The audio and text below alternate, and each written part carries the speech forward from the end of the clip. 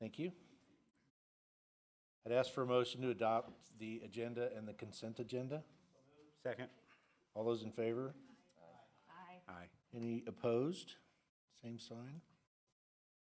Okay, takes us to reports. Counselors?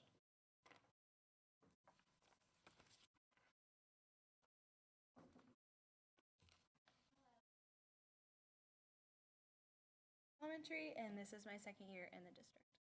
Hi, I'm Amanda Sherman, and I'm a counselor at South Middle School, and it is my second year in the district as well. We wanted to put some faces with the names of the people that you see that work in our department. In case you didn't know them, they're also all sitting right here. So these are our high school counselors, our middle school counselors, our elementary school counselors, and family school liaisons that we work closely with. So as school counselors, we work very hard to support all students in the areas of academic, career, and social emotional development. And so we do this utilizing the Missouri Comprehensive School Counseling Program, and that program has 4 components. School counseling curriculum, so this is classroom lessons and educational activities. Individual student planning, that's going to be education and career planning along with transitional activities. Responsive services, this looks like brief individual counseling, small group counseling, and crisis intervention, and then helping students to refer them to therapy or consult with therapists. And then system support, so that looks like our program management and professional development, collaborating with staff and parents, and then just doing things to support our schools. So there's more celebrations on your handouts that you guys have, but we picked some that we wanted to highlight. So we'll go through those. So last year there was an additional counseling position added, and that was at the middle school level. And you'll see later in the slideshow it helped to improve the ratios at the secondary level. And this year we have a grant-funded family school liaison that we work really closely with, Jen Beavers. So for our school-based therapy program, we work with 2 agencies. We work with Borough Health and Country Crossroads Counseling, and they come in and they work with students that we have worked with families and our administrators and the agencies to identify, and they come in and they have a select spot in the building and they do therapy just like they would get at a clinic. They come in and do it in our school, and it has benefited this year 144 students that are currently enrolled in that program. So we have recently adopted a couple of new assessments in the district, and we, as counselors, work closely with our administrators whenever there is a threat to help assess the threat. And for that, we use the Comprehensive School Threat Assessment Guidelines. And then we, as a team, working with Dr. David Foster, our school psychologist that we work with, we came up with or determined that this was the best suicide prevention screener that we wanted to use as a district, and that is the Columbia Suicide Severity Rating Scale. So we have been using that recently. As you can see here, we keep track every time we do an assessment, and we keep track of the number and then the type of assessment, so you can see the numbers of assessments that we've done in the past few years here. And as I'm sure you all are aware, suicide prevention is extremely important in today's world with our growing mental health needs. Unfortunately, we see a lot of depression and anxiety, especially recently in our teenagers. And so at the middle school and high school levels, we utilize the Signs of Suicide program to work on our suicide prevention. And we've done that for several years now. What that program looks like, the main aspect to it is teaching students to recognize symptoms of depression and signs of suicide, teaching them to let the person know that they care about them, and then to tell a trusted adult. And so we offer them the ability to talk to a trusted adult that day as they get that program. So we have counselors all through the district, if they are able to, come and help at the whatever building is getting that program that day. And we also have support from our school-based therapists that come in and help us. And so the numbers that you see here are the total numbers for the middle school and high school combined for each of those years. This year we had a really amazing holiday assistance program. So through GVAC and other additional partnerships, we were able to provide 40 Thanksgiving meals across the district, 33 Christmas meals, and we were able to support 170 students with holiday gifts this year.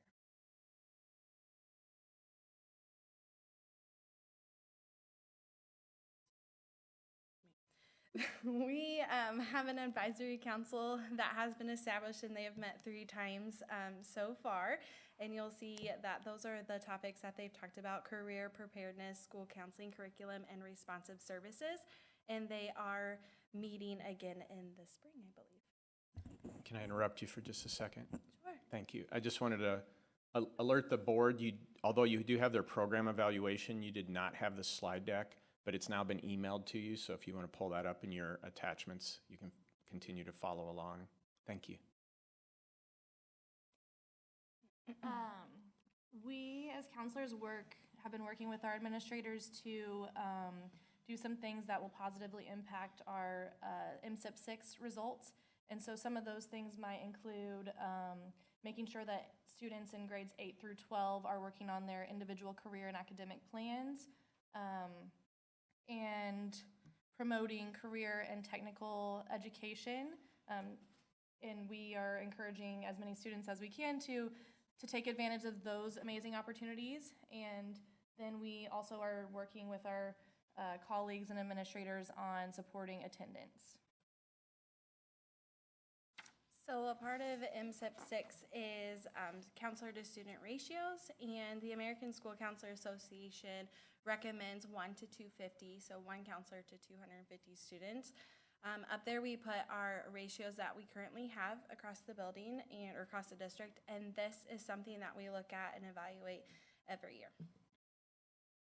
And you'll see, up there, when I said that adding the extra counselor at the middle school level helped promote the positive ratio, you'll see right there at North Middle School that in 2020 and 2021, it was 1 to 526, and now they're down to 1 to 263.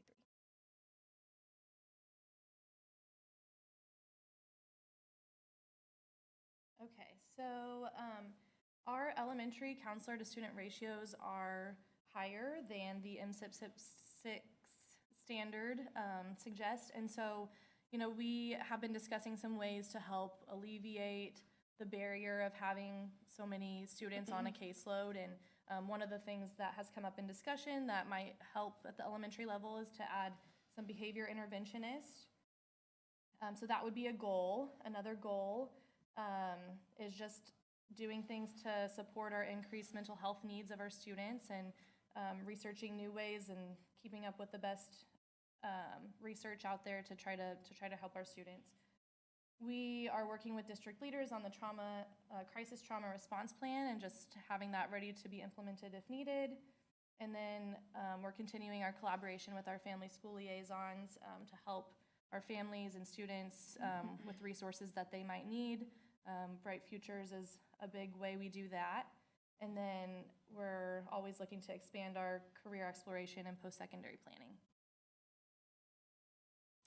So every counselor in the district has a time on task that we keep data with, and we divide our day into the 4 components of the program. And so at the very top of this chart, you'll see what DESE recommends the percentage to be in the 4 areas, and then the last part is counseling barriers, and that's what we really want to minimize. The grade outline is where we would like to be as a school district and as a program. And then at the very bottom, that is the data from 2022. And that is all of our time on task data compiled. So you can see as a department where our time really fell.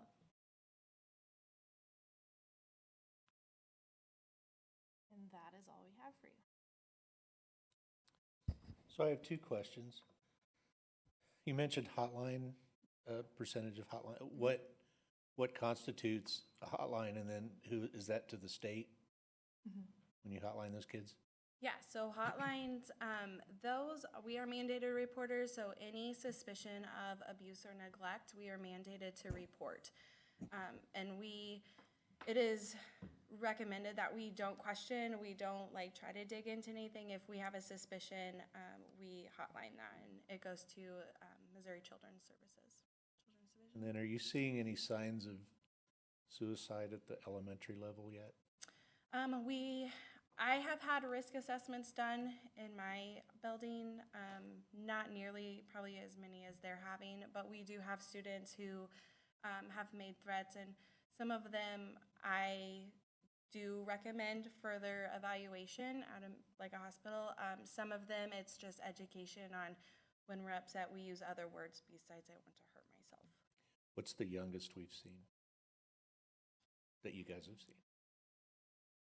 I think my youngest has been, like an actual threat would be 4th grade. Thank you. So, I have a question. I have a couple questions. When you reference the MSEP 6 standards and the counselor to student ratios,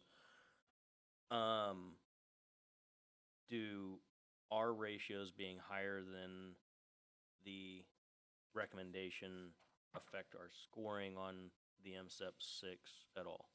No. Okay. How many counselors between elementary, middle, well, it doesn't look like very many in middle, but in high school would it take to get us inside that recommended range? Any ideas? To get due 1 to 250. We haven't done that. With Four. an extra.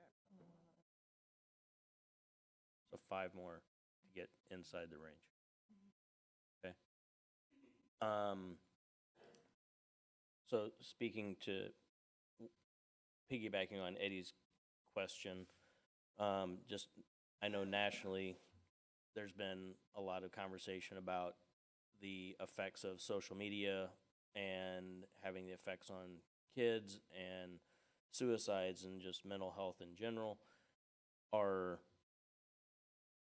guess, what kind of a percentage of the kids that you guys are looking at would you say that is the culprit, or that's been the cause of their? I think it's hard for us to know that like to pinpoint that it was like, directly from social media, I guess. It does not. Yeah. Right.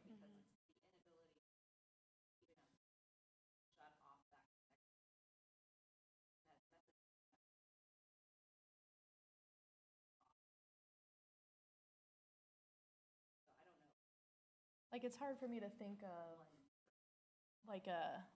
oh, I was gonna do this because I got this, well, because of this. I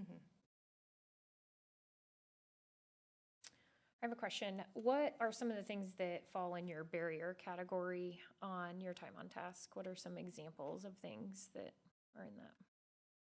I think that looks different at every building, and I think every building has probably been working with their administrators to help alleviate some of that. It might look like some extra duties, like lunch duties and things like that. 504s, we've been helping a little bit with that, so that falls into that range too. Map testing.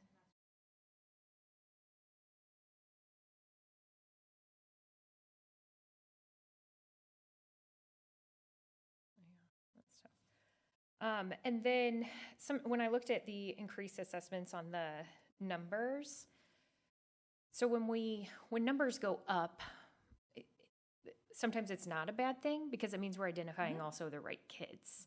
So it could mean they have access to us. They know how to they have access to you guys as a staff. They know how to request you guys as a staff. They know how to get in contact with you. Other people feel comfortable getting in contact with you. So the relationship's there. Then obviously, being a good counselor drums up a lot more work. So great job. So with that, would you say that, I mean, because of course our demands are high and we know that. With those numbers, how would you help describe that if you have? Because I think a lot of that, really, when kids know that they can trust you and they can come to you and you've made it known how those processes are, and when that starts at the elementary level all through the high school level, that is a skill that they continue to use. So is it more we're doing the right things, or we're seeing a drastic increase in the referrals and assessments? Or both? That's a good question. I would probably say both.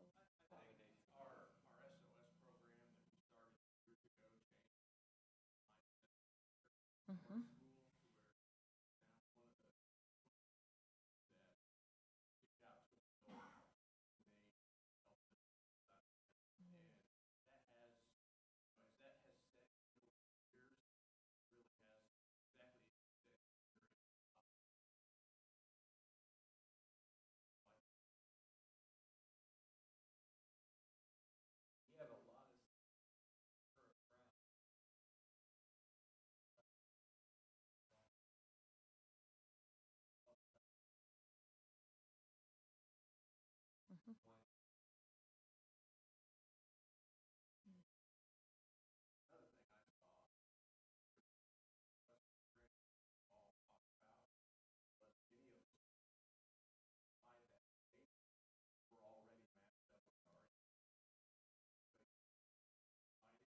Mhm.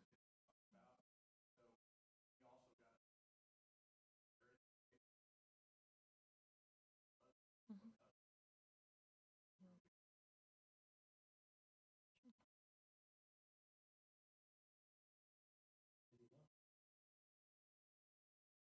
Um, a lot of well, mostly everything we see in here is about, school-based therapy, screenings, assessment tracking.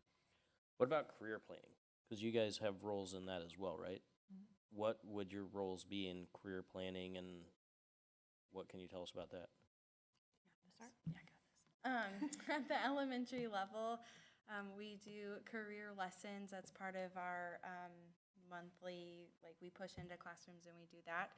I know at Matthews, we had a career day this day, and it was really successful, and our students really enjoyed that. And I know some other elementary schools do that too. So that's the start of our process. And then at the middle school level, we also do a career lesson in each grade. We have them take career inventories, and so they are seeing where their interests are and what career cluster that matches them up with. It allows them to research jobs that fall into those clusters and really get them thinking about what they might want to do. We have them research the jobs and how much they make, and those kinds of things, and it's fun for them. And then we, with 8th grade, we were just in there this week doing working on their individual career and academic plans, talking about high school and what their classes are going to look like, and they have their career cluster that they had chosen on that plan, and talking about post-secondary options, so what they want to do after high school. And so that's kind of what we do right now. Did I sum that up enough? We do a field trip to the Career Technical Center in Fort Osage. They also came out and presented on their programs, so yeah. And then at the high school, if you guys want to.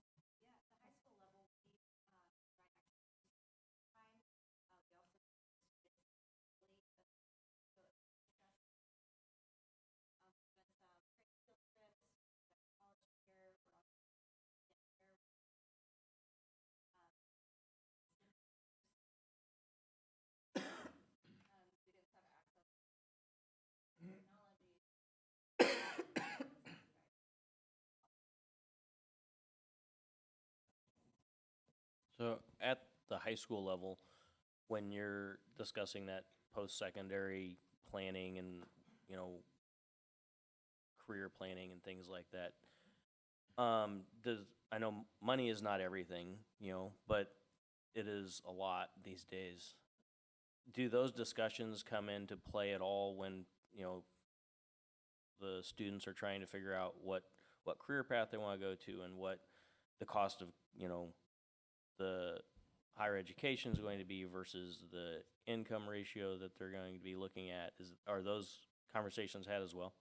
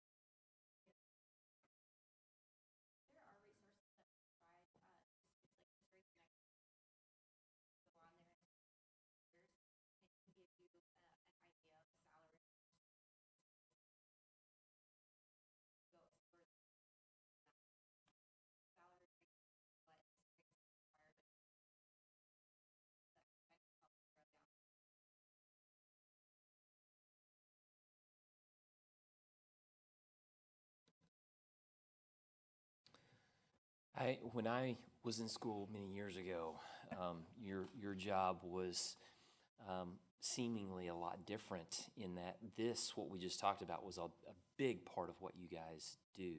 And the shift, it seems like, to really dealing with a lot of the things that kids are going through these days, because the rise of the mental health challenges that we're seeing is so difficult. Your job has taken on a lot, and we appreciate all that you do. There's a great need, and my concern is that it's going to keep rising.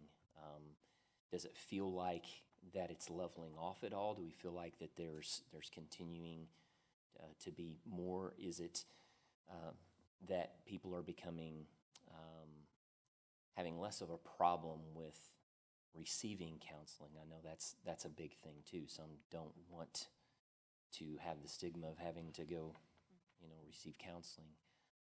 Do you feel like that it's going to continue to rise, and do we need to continue to monitor these numbers so that we can keep the ratio closer where it needs to be?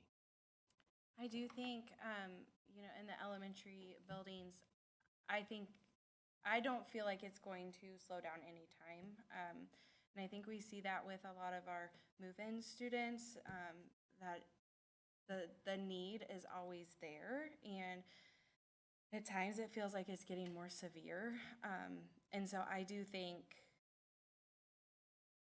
I do think it is a trend that we're seeing. I agree. One positive that I've noticed here is just the increase in our school-based therapy supports. If we didn't have the growing number of them taking on caseloads for us, like it would be a lot different for us, I think. But yeah, I think it's definitely an ongoing thing. Well, thank you guys for what you do. It's very needed. I find it, from my generation, mind-boggling that we're talking to kids about careers in elementary school. I can't even fathom, I still don't know what I want to be when I grow up, so I don't understand that. But outside of the elementary kids, when you start talking to the 8th and 9th grade and into the high school, are there mechanisms in place to see if they follow that career path, or how many times they change that career path? Because I know a lot of kids get to college and then they change majors a couple times.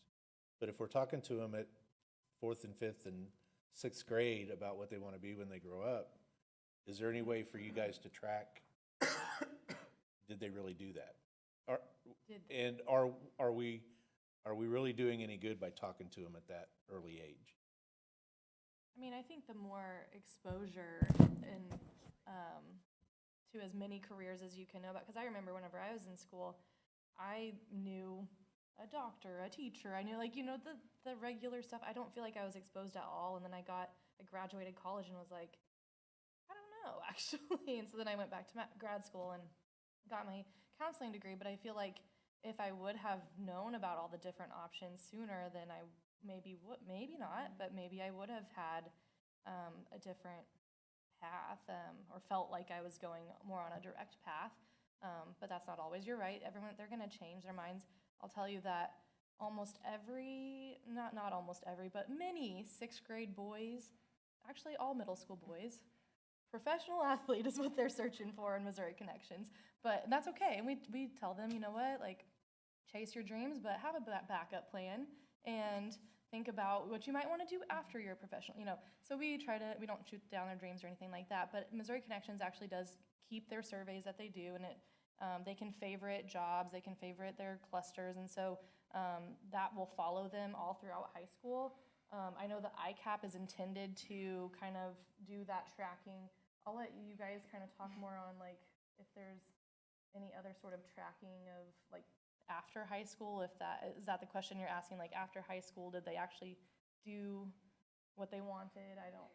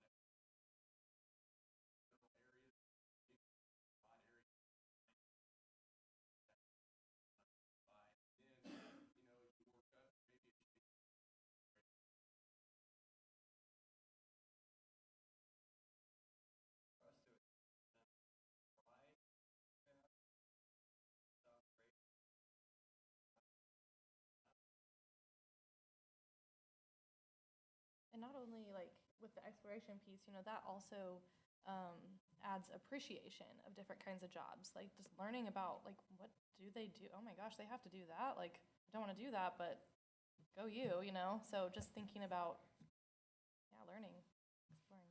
So, like the military uses the ASVAB, do you use that as well with these students? Yeah.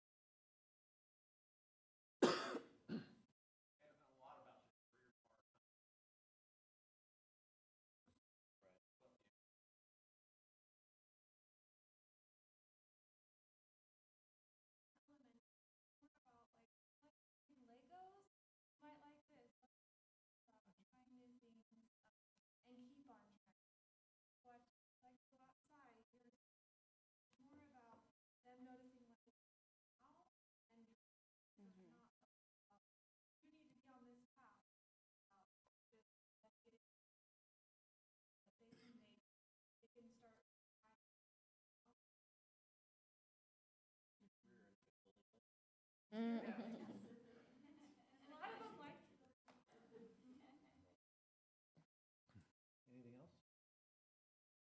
Thank you, guys. As Jason said, thanks for what you do. I can't imagine. Thank you for your time.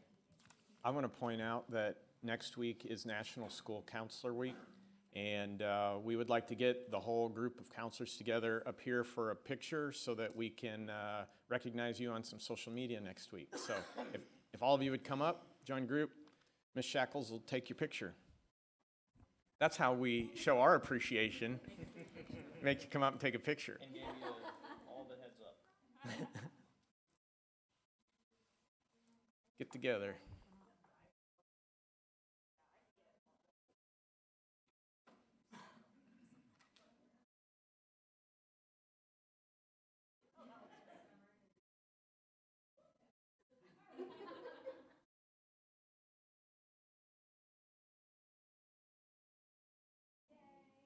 Thank you, team. We appreciate all of you. You can be counselor now. So that takes us to the CSIP annual priorities. Yeah, we bring this back. We looked at it in December. We had a pretty big update in December, and we look at it now, and then we'll come back again in April with a spring update. So there's 5 priorities. We kind of focus on the measures that we set for where we want to be at the end of the school year. And then down at the bottom of each page, there's a new priority on each page. At the bottom is a February update, and it's color-coded, so green means we're on track. Yellow means that there is some concern about hitting our deadline, and red means that we've got some serious attention to give it. So I'm going to turn it over to our assistant superintendents, and they're going to tag team back and forth on the updates. Dr. Allen.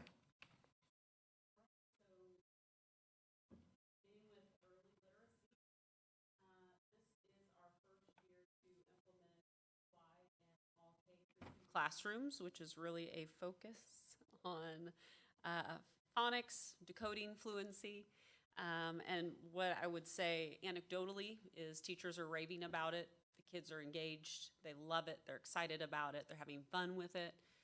And then from sort of a more academic side of looking at test data, what we're seeing is enormous growth. So they noticed that before first quarter was over. So that's when we implemented some plans for what to do with 3rd through 5th grade students who had some gaps. And that looks a little bit more like small group work or individual group versus whole class work. But it is going very, very well. We were required by the state to do reading success plans based on certain criteria this year. I will say that we had to wait till December to do our kindergartners, but now we have reading success plans for all K through 5 students based on state criteria. We have a little bit of higher expectation for some of our students and what we expect from them. And so we still have our MTSS process. So there are students who are not on our reading success plan that are part of an MTSS process just to get them to grow kids just as far as we possibly can. But we have met that deadline required by the state, and then we're continuing our good practices like always. We had planned to work on our comprehensive literacy plan, but we are kind of on hold waiting for the state for additional guidance. They've gotten part of the guidance out. I've actually reached out to our regional professional development center to see if they have an update on maybe what month that's coming, but that's something that'll be continued most likely into next year at this point. And then we are really looked through all of our elementary teachers and how many of them have gone through letters or Orton Gillingham training so far, kind of narrow down the list of who still needs to be trained and in what we've found to be most impactful. And as a team, we've decided to really focus in on 4th and 5th grade teachers for this coming summer and school year, looking at Orton Gillingham morphology training for those teachers. And so we'll send out a survey here in the next month and see just how many we can find. And we're gonna be very flexible. They could do it in the summer, but they could do it in the fall during the school year or in the spring. So with that flexibility, hopefully we'll grab everybody.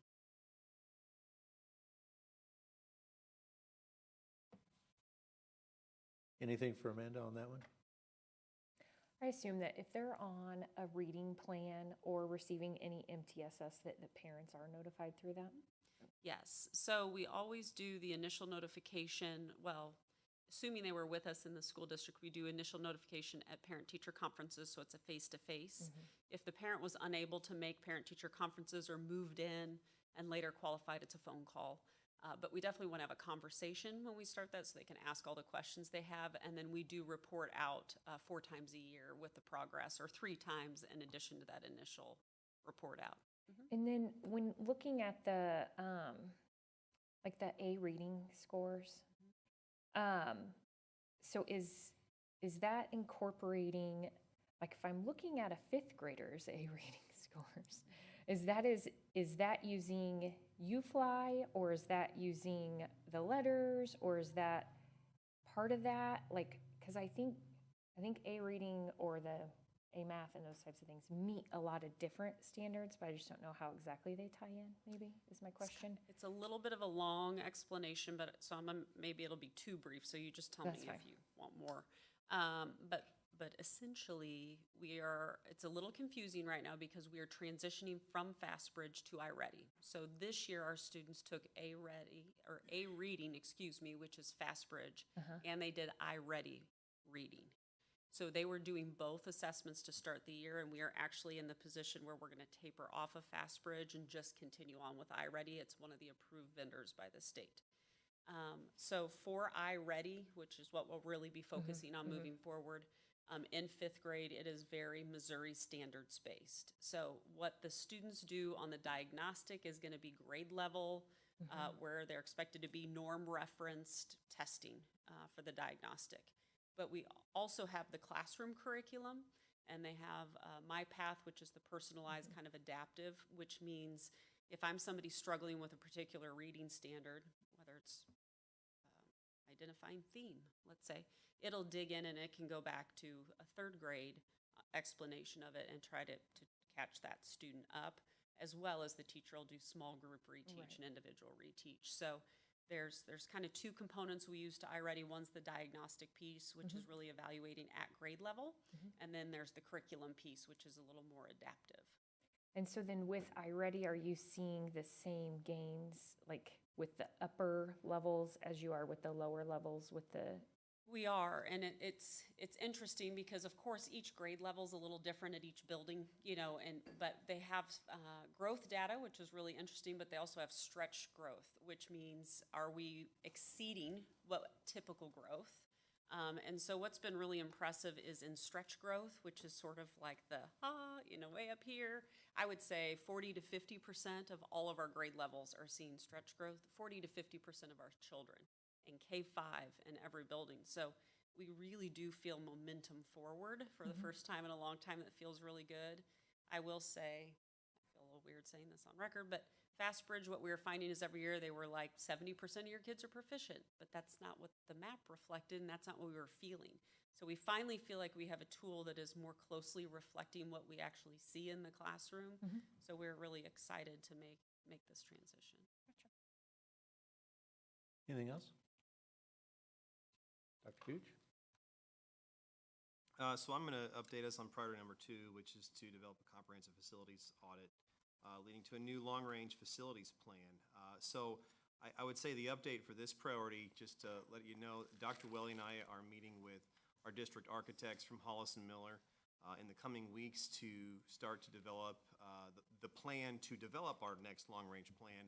And this meeting will be the first step in us moving towards having our district's first facilities planning committee meeting coming in the month of March. So we will have more to discuss about this priority in the coming months, but just we have our meeting with architects in about 3 weeks.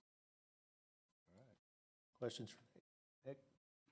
Do you know how much we're spending on contracted services right now, roughly? All contracted or specifically? Well, the just, yeah, the first point, in addition to growing That- number of students, that to provide, we're spending more on contracted services because we're approaching capacity. Did I read that right? So on the background portion, Right.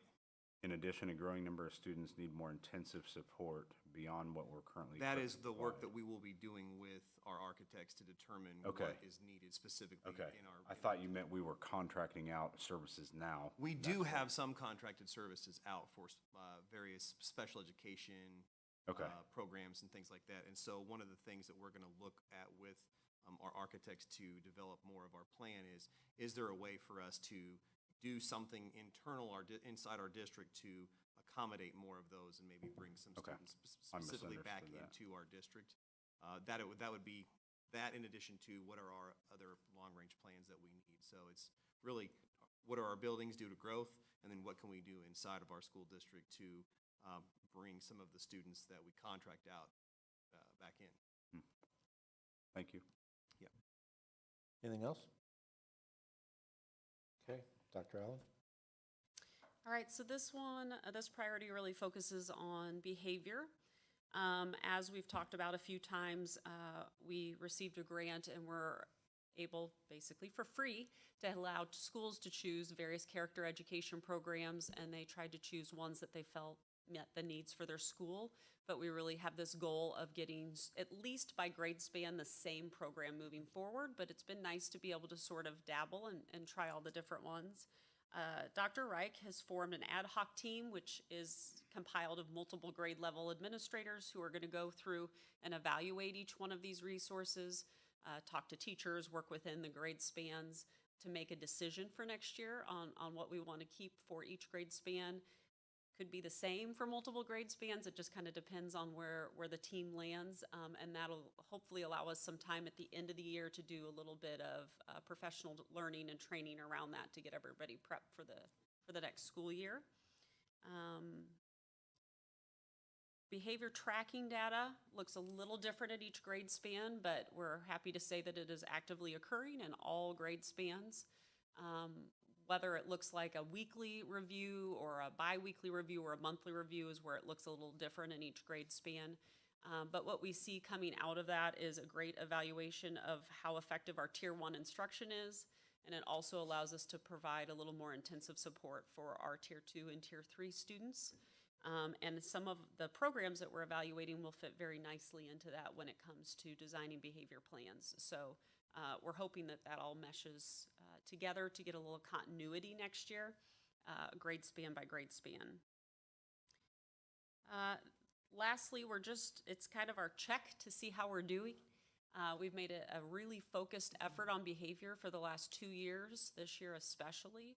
And so we're really going to evaluate this spring through a very few questions, just a short survey to teachers to see how well received the additional behavior supports and behavior training is working through their perception. So we're just eager to try to meet our goal of at least 75% of our educators feeling like it's making a difference. They're seeing an improvement, they're feeling the support, and it's working for students. For the part that was that we had the grant for, that was just for this year, and then moving into next year and beyond, we'll have to be funding that ourselves? No, it's a 3-year 3 years? grant. And Okay. so it pays for any building who wants BIST support, where a BIST expert comes in and provides basically training, free PD for each building. It allows us to bring in a speaker every year.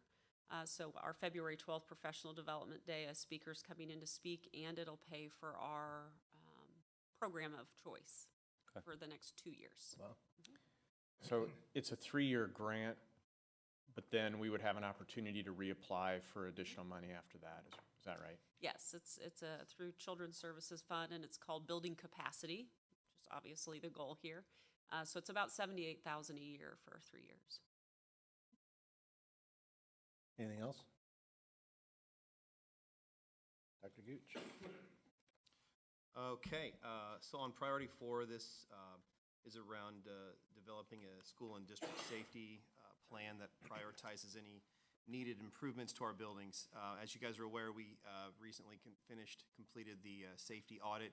I spoke with the assessor just yesterday, and I do not have the report yet, but he informed me that we should be expecting it any day now. When he completes his assessment and the audit, he has to submit that to the Center for Safe Schools first, and then they, of course, look through it, and then they will be the group that sends it to me. So he was completing his last of all of our sites yesterday, and then the remaining sites that he's already completed have already been sent to the Center for Safe Schools. So I expect the report any minute, and we will be able to report on that as soon as we have it. So that's where I'm at with that one. Questions on that?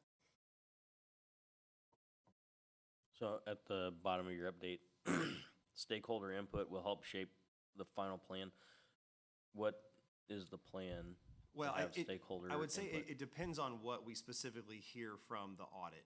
And then, so that if there are some things that would be needed improvements to buildings and things, that would be part of the discussion that we have in the facilities group as well, the facilities committee. So if there were modifications needed and things like that. So that's part of the stakeholder input. And then the other piece of the stakeholder input is bringing the report here and having the presentation to you guys and you also as the stakeholders being able to kind of determine what our next steps would be in regards to what he found out in the audit. So we're stakeholders. Correct. Who else are you considering a stakeholder in this? In this situation, I would think it would be the district's facilities committee. Okay, makes sense. Thank you. Honestly, I wouldn't have qualms about putting it out to our whole community. If we get to the point that, you know, this input we had on this, I mean, part of it just depends, we haven't seen the report. Right. So, but potentially, if we're gonna dream big about things that need to happen, and we can't do it all first, like if it becomes part of a long-range facilities plan or other financial planning, then some perception data from our families might be helpful, or our staff might be helpful. So, I mean, we're open to really whatever direction it takes us. It might be that here are the top 5 things that we'd like to do differently in the next few years, and we ask all respondents to help rank those. So we'll kind of keep it open-ended at this point. One thing I want to point out about this goal, you know, this goal was a direct reflection based on conversation that the board had this summer and questions about, you know, really what is appropriate in terms of the ratio for armed guards at schools. You know, there are a handful of districts in Missouri that have transitioned to having their own police forces. So, you know, what would that process look like? And so it kind of prompted you know, really, if we're gonna dream big and we're gonna really devote a lot of dollars in the future to safety, maybe we should have an independent audit, kind of an independent assessment. So that was kind of how this all got started. So we're eager to see the report, see what kind of information it gives us. We don't have to be bound to, if it's a narrow focus, we don't have to be bound to it, but at least we have one more piece of information before, as a district, we kind of decide about the district of the future from safety and security standpoint. But I just want to kind of tie that up with the team. Thank you, Dr. Gooch. Anything else? Nick, your last one? So the last one is a pretty easy report, and that's the evaluating local funding options and proposing a levy. And so, as you all are aware, last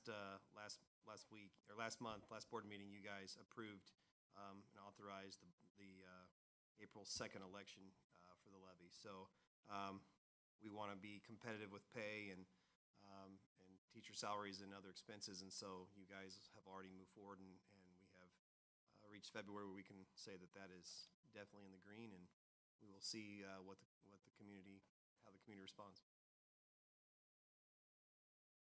Anything on that? That takes us to the teacher's salary schedule. There's been a lot of work behind the scenes to gear up to remake our teacher salary schedule, and we've talked about that. What Dr. Gooch brings to the board tonight is kind of it's not the salaries listed, but it's the workings behind the salary schedule for the teachers. So I'll let him kind of illustrate with the original and then contrast with the new one that he and Mr. Hooper are working on, kind of show you what they're doing. Dr. Gooch. So if you can see on the, you know, it's pretty tough to see. These cells are small, but really what I was asked to do is to become more competitive everywhere. I mean, we can put a lot of money into the base teacher salary, but if we become competitive there, but yet we're not competitive towards the bottom, then the mechanism needed fixed. And you guys asked me to do that. And so first off, you can see on the original one what the old mechanism looked like. And I just want to point out one area in particular. If you look at the master's degree column, starting at step 5, so it's, if you can see my pointer here, it's right here. And for 9 years, teachers are not, there's no consistency as to what their annual step increase would be. 9 years. What am I going to get? You know, well, whatever we add to the base, if we were able to add anything to the base, and then no level of planning. It's just very inconsistent. And some of those, there was a reason for that at the time. However, what our teachers, just there was no real ability for them to understand, you know, consistently every year I'm going to see this. And so we started to fall short because this was one of the inconsistencies within the tool. In addition to that, for us to become more competitive in the master's column and then so on, to where our teachers here with the longevity issue, the steps from left to right were also falling short. And so if you look at the very top, even above the spreadsheet, you can see this is where the steps would be. If you got your master's degree, you were added $1,750. And then the step gradually went up from $775, $825, $875. And so that is another part of the mechanism that I had to change in order for us to become more competitive with our neighbors in the areas where we would have a greater impact towards our longevity teachers. And so this is what our old tool looked like. And I will tell you, this tool that you're looking at is actually the big majority of it has been the tool that our district has used for years. However, just recently, we went ahead and extended our bachelor's columns all the way down to 30 years. And upon researching other school districts about, you know, looking into this, there are a lot of them that show they're down to 30 years, but what they'll do is they'll freeze it in certain areas. Or they just freeze it at step 9, for example, in your bachelor's, and there's nothing ever added. Or there might be step 9 and then step 10 will be no bump, and then they'll do another bump around 15, and then they'll freeze for another 5 years. And so we made a decision as a district last year to go ahead and have a rolling number to try to help out with that, with those teachers. Well, something that I was able to work with our Human Resources Department is identifying how many people this was actually impacting, and the number was remarkably small, and I mean very, very, very small. A handful of teachers. And again, we had put something into practice that was not common amongst other school districts. So then what I was able to do is, like you charged me with, is let's become more competitive everywhere. At the first year, in the middle, and towards the end. And so if you will look at the second page here, this would be my proposed, right now, new salary schedule. And these are the steps. And you can see with these numbers, these are larger than the previous steps, and there is more consistency in these areas for our teachers to be able to plan from year after year after year. Now, if we do add, as a school district, something to the base, that of course trickles down throughout the spreadsheet. However, what a teacher can do here now is look and see a more consistent raise annually from year after year, where there isn't a period of 9 years where it's different. It's going to be consistent. Now, there are some subtle changes in there.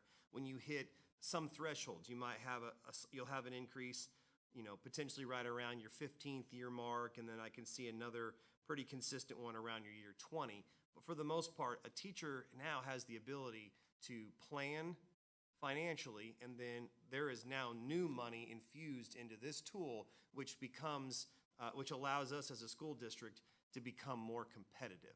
And so if you were to go back and forth between the two sheets, you can see that the basic steps for our beginning teachers, our bachelor's teachers, I would say, that step was typically around $400 per, and then eventually it would increase to $500. And what I'm proposing is just a flat $500. So again, in the years past, you would start at 4, and then there was a random 800 in there, and then you'd go up to 5. And I would like to see just a consistent 5. And then once you get your master's degree, on my proposed new salary schedule, it was a $1,750 increase. And now the proposal is to get a $2,400 increase. And then you have your consistent $950 a year versus $750, $1,800, $600, $900, $600. We lose all that again. It's just more consistent, more, and this benefits all of our teachers in all of those 4 areas that like kind of used as thresholds. Again, that was bachelor's, master's step 10, master's step 15, and then specialist or master's plus 40 extra hours at year 20. And those are the 4 areas that we've identified as our benchmarks, if you will. And then we have, with this new proposal, become more consistent and more competitive in the metro, moving us from the bottom to the midpoint that we have tried to shoot for. Now, this is dependent upon the levy. There's a lot of new money in this salary schedule, and it will not be possible without a levy. But this is going to benefit our teachers greatly, to the point where I believe that we will become more competitive across the metro, and 2, it encourages our teachers to stay. Nick, I noticed it in the more years in the bachelor and up to the master's, there's some zeroed out years. What is that? Because it wasn't on the old schedule. So it wasn't on the one that was utilized this school year, but in years past, it was. We took that away and we have brought that back because this is consistent with what most school districts do, and that is at some point in your career, if you have not advanced your degree past a bachelor's degree, they're frozen. And that's what this indicates for us at year 20. At year 20 in a bachelor's, if you've not ever gone and gotten any extra graduate course, you will not have another raise from that point unless we adjust the base pay, the starting teacher pay. So it freezes everybody from that point on, and that's what it kind of gradually stair steps down to the master's column. Once you get your master's degree, that's not the case anymore. Right. So it's It still incentivizes an advanced degree. does. It's an incentive. It does, and I will tell you, Force them to go to school. this one is still, even though we have zeroed back out to, I don't want to say an older version of our salary schedule, but it really, our salary schedule 2 years ago had zeros in a large area, but it was even higher up. We were frozen, I believe, after step 9, and this one doesn't freeze until now step 20. And so we have lengthened all of those columns quite a lot. Now, it is backwards a little bit from what we are actually using this year. And honestly, we were trying to do this to encourage some of our teachers to not leave, to go away. Maybe if we incentivize your bachelor's degree a little more, people will stay. And again, it wasn't a very large number of people, and it didn't prove to be effective. So that's why we've gone back to just in a few areas freezing those again. Okay. Do you have this same thing with what the actual salary would be? Because obviously with our original one, we could look up the salary online, but then with the proposed, what that would be? Because I can see the increase to each one of those. This makes sense to have a clear picture of how we're advancing through, but do we know what this would be with what the actual, what the base salary would be and then what those numbers are? The actual showing the salary. Uh-huh. I have a working one of my own. Yes. Gotcha. Is that something that'll be, I assume, shared? We with will us as share well that then? at some point. Yes. We wanted to get some more teacher input on it before it went to prime time. Fair enough. But this is the behind the scenes of it. Yes, you want to see the front cover, and everybody's Right. eager to see the front cover. That makes sense. Yeah. And I then just- with this salary schedule, so this covers teachers. Mhm. So this impacts a large part of our staff, but also there are the other salary schedules. What is that? How are we impacting, how are we impacting our paras, our subs, our custodians? our Sure. So classified they staff? the non-certified positions don't run off of a schedule like this. They have they have, the position is put into a column, if you will, and for every year of advancement, you know, you would get a step raise. So what I've also done in that situation is, you know, you challenged me with, again, being in the middle, getting to that, you know, there's 16 school districts that we were comparing when we showed the metro comparisons. We were 16 in there. In a lot of cases, we were towards the bottom. So strive for that middle ground, 7. And I did the exact same thing with non-certified. So basically what it looks like from my back-end work is I have identified how much of a gap there is for every single position that we have, whether that be custodial, paraprofessional, secretary, bus driver, and so on, and how much would it take for us to get to that ranking? And I have also added a raise for those positions, infused new money in those positions to get us at 7th across the board in those as well. Gotcha. And then if you could project, like, would this look like a 5% raise? Would this look like an 8% raise? Would It this depends, look like for teachers, it depends on where you are on the salary schedule, because Right. your raise could be greater on the farther right you go. The more degrees you have, and then of course greater the more years you have. For the percentage for different positions, it depends on how far we were off of that number 7 line. We have a few positions in our school district that might have been 1 or 2 steps away. So their raise could technically be not quite as substantial as somebody in other areas where we are dollars and dollars away. And so, again, we're trying to balance us out across the board to say all certified, our teachers and all non-certified are in the same ranking area across the metro. We are right in the middle for every single position. So it really, to answer a percentage, I mean, I could go figure it out for each profession, but some of them are gonna look different because they're further behind.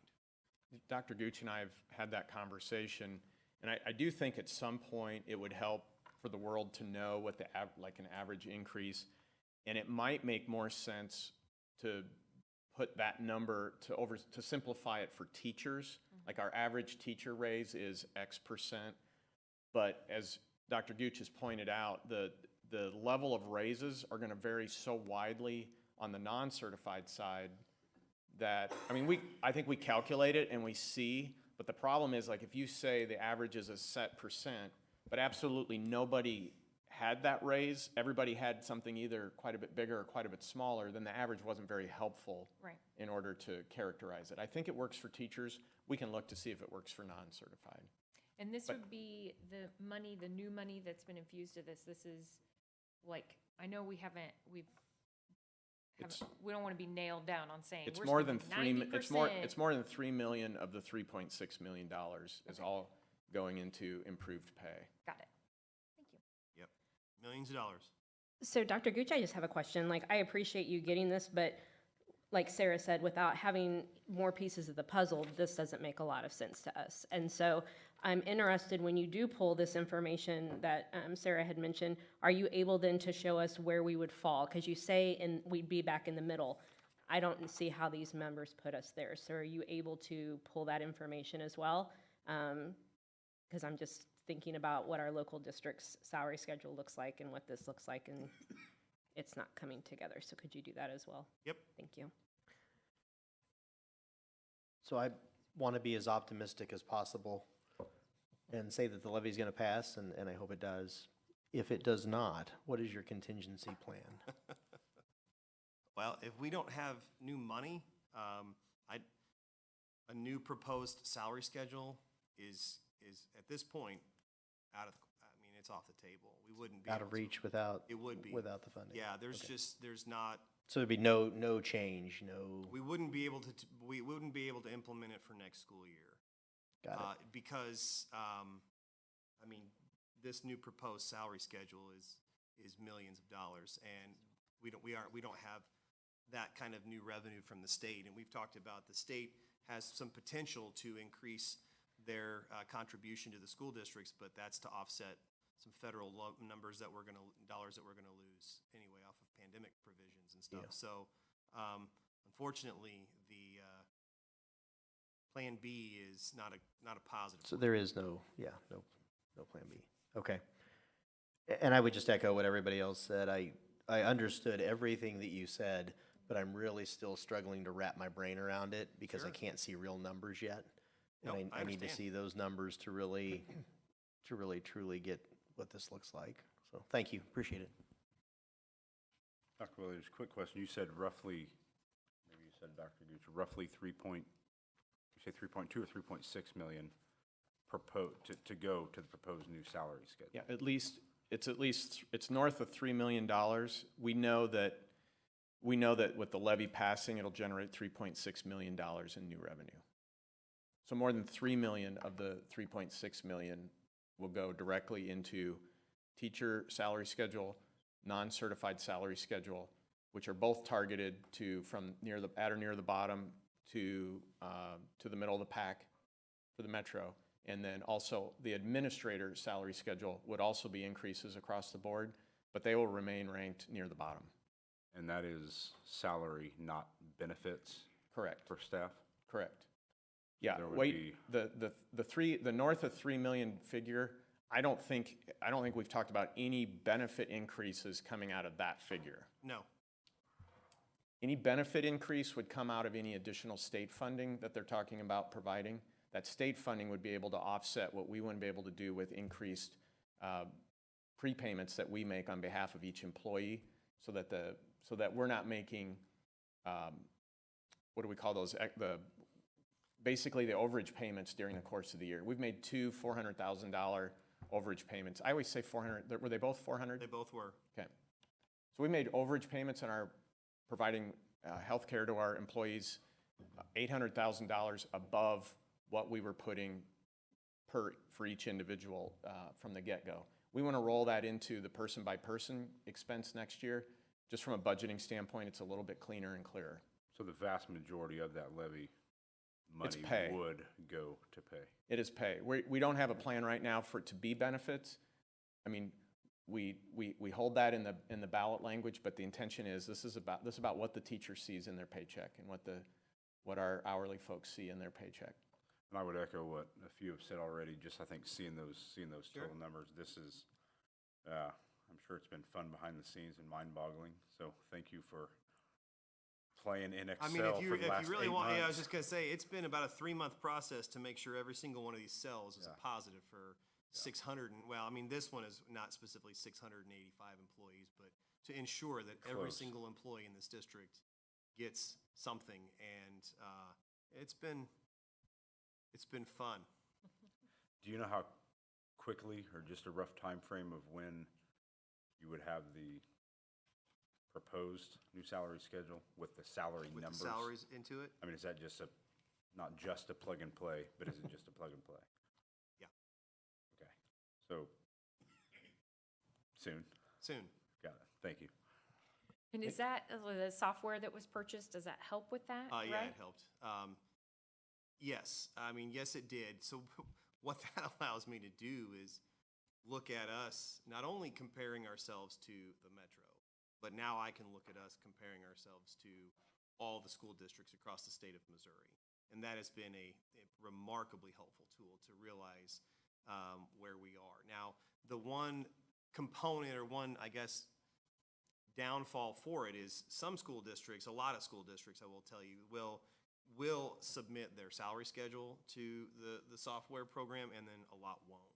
And so if I was really, I really want to see what this particular school district in the metro has in their salary schedule, I would look and it may not be there. So in addition to the Forecast 5 software program allowing me to go person by person, name by name across the state of Missouri, then I also kind of had to do a little bit of my own work, and that is to just make personal phone calls across all 16 school districts and get every single salary for every single position that we have, and build a comparison that way.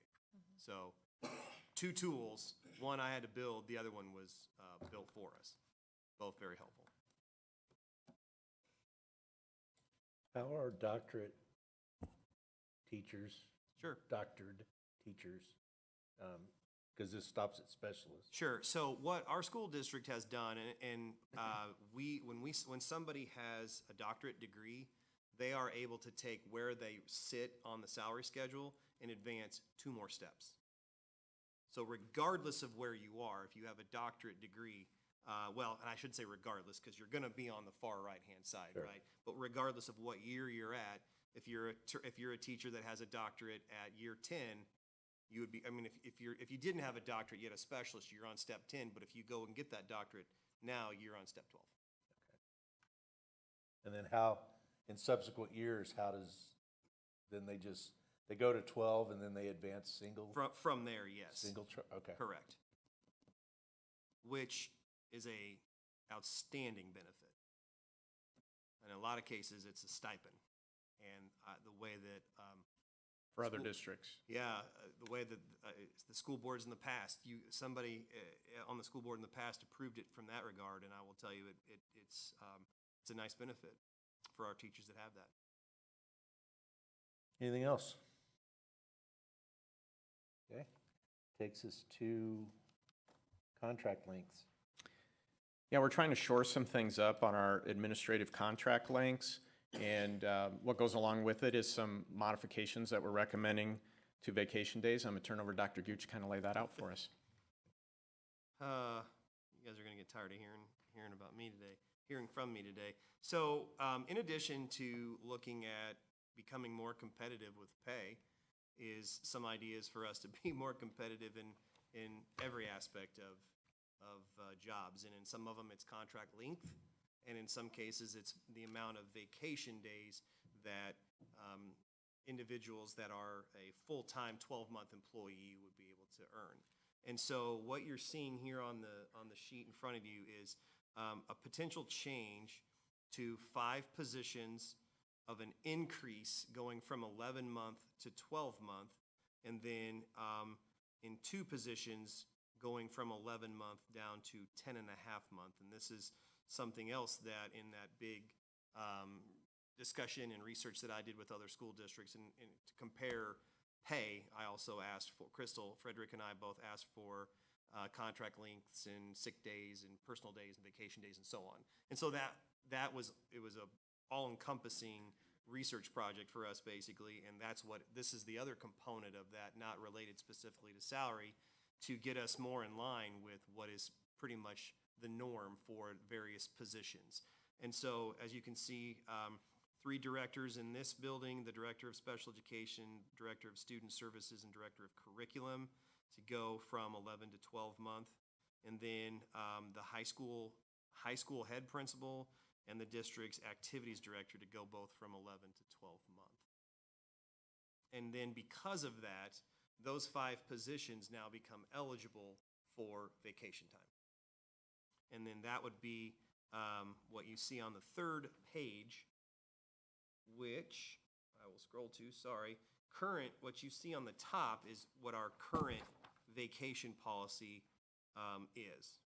And then we would like to just a little bit simplify it and clean it up to be where you see down here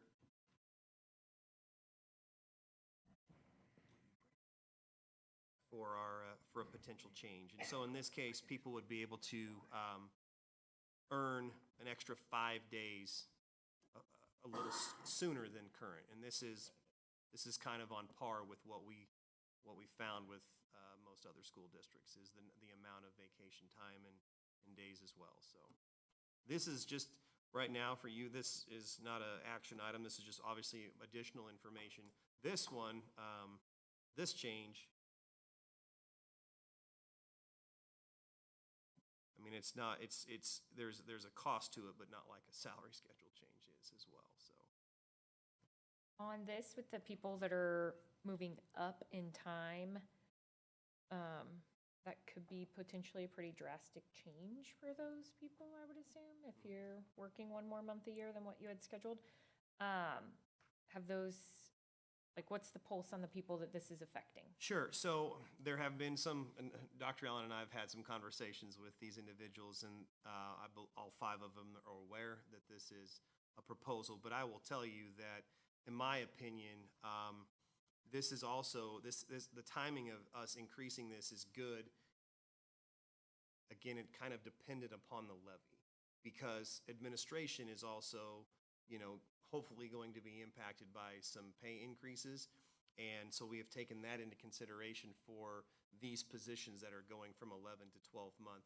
In addition to that, you're also getting the ability to use vacation times scheduled whenever when you and your supervisor have talked about it. And so they're aware it's a hopefully, if a levy passes, it's a perfect opportunity for us to compensate them more appropriate than they are, and then also provide vacation time that is also more comparable with other school districts. So it's no secret that this is being done right now, because it's a perfect time to do that if we do pass a levy. They've all been made aware. And I was a previous 11-month person, and the ability to be able to take a vacation not named summer and Christmas, when it's the most expensive to travel, is nice. To be able to say I can travel at other points in the year. I've had this question at other places that I've been. What's the difference between a personal and a vacation day? Why do we separate them out? And are there different guidelines to take one or the other? If it could just be PTO, PTO. all of it's Yeah. PTO. Why do we continue to separate them? Well, we separate sick from personal time because we already have difficulty filling our sub positions. And so if your 10 sick days as a classroom teacher now become just days, then we may or may not be able to find a sub for your position. So it's really our ability to fill those times. We want to be as flexible as possible with our teachers. So we hope to be at a point someday where maybe we could look at that, but with the shortages that we've seen in unfilled sub positions, that's probably not a thing right now. But there's another piece that was asked in that multi-part question, and that was the difference between personal leave and vacation. Only our 12-month employees are eligible for vacation. So vacation's kind of there aren't very many people that have vacation days. Everybody, I believe, all full-time have personal days. That's correct. Are there different guidelines in how to schedule that, or so I can't call in as a teacher, I can't call in and just take a personal day that morning? Personal days are supposed to have been, well, really, so is vacation as well, but they need to be, the intention is they're supposed to be discussed previous with their supervisor. So, if you're not a 12-month employee and you have a personal day, the hopes is that you have had that conversation with your administration ahead of time. It's not a last minute. And they still have to, and the administration approves personal days, whereas the administration doesn't approve sick days. Sick days can happen on your way in. Your kid could get sick on the way to work that morning. So principals and administration and supervisors don't have to approve sick days, but they do personal. When I call in for a sick day, do I have to tell you that I'm sick? Do I have to tell you why I'm taking the sick day? No, not necessarily, unless it's a specific day that we have earmarked as like a blackout day, for example, the day before or the day after a holiday. And in that situation, if it were a sick day, there could be a request. We reserve the right to request that somebody, if they go to a doctor, to provide us with a doctor's note. After the first day? Huh? After the first day gone?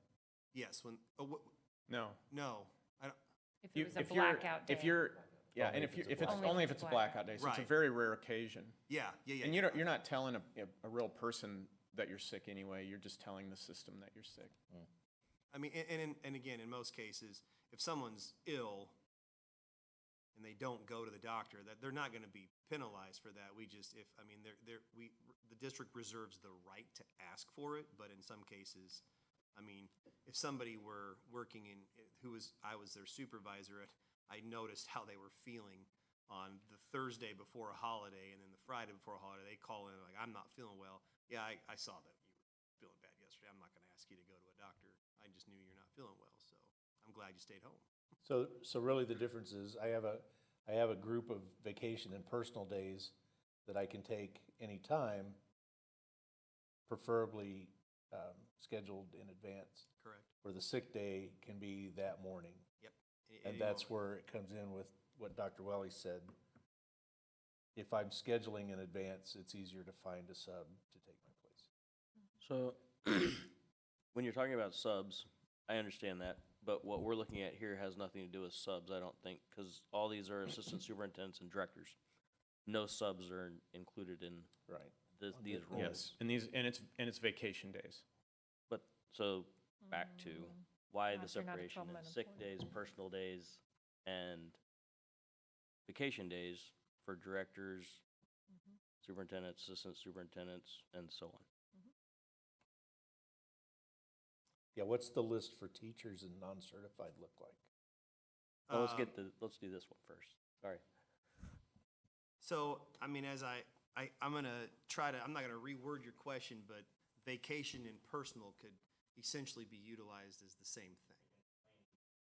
Pretty much anybody else that I know that has time off, PTO, it's just PTO. They don't separate it out this way. So I'm just trying to understand it. I think several of us are trying to understand it.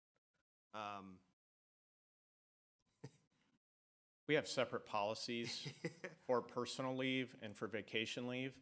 Everybody's eligible for personal leave, but a very few people are eligible for vacation. So to call them the same thing, you wouldn't be able to have a 5 days, what we're proposing is you have some folks who have 5 days of vacation, others 10, 15, and 20.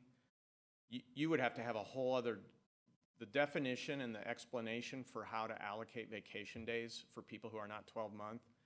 It would be so difficult to explain, it's just easier to label them two different things, even though the people who have vacation days also have personal days. Okay. So is that a policy that we would review? Is that a policy? Yes, Okay. and in fact, the vacation days policies that are highlighted here are actually two policies, and before we make a change, we'd bring that language back to you. And if you want us to bring the personal leave language with it, we can do that too.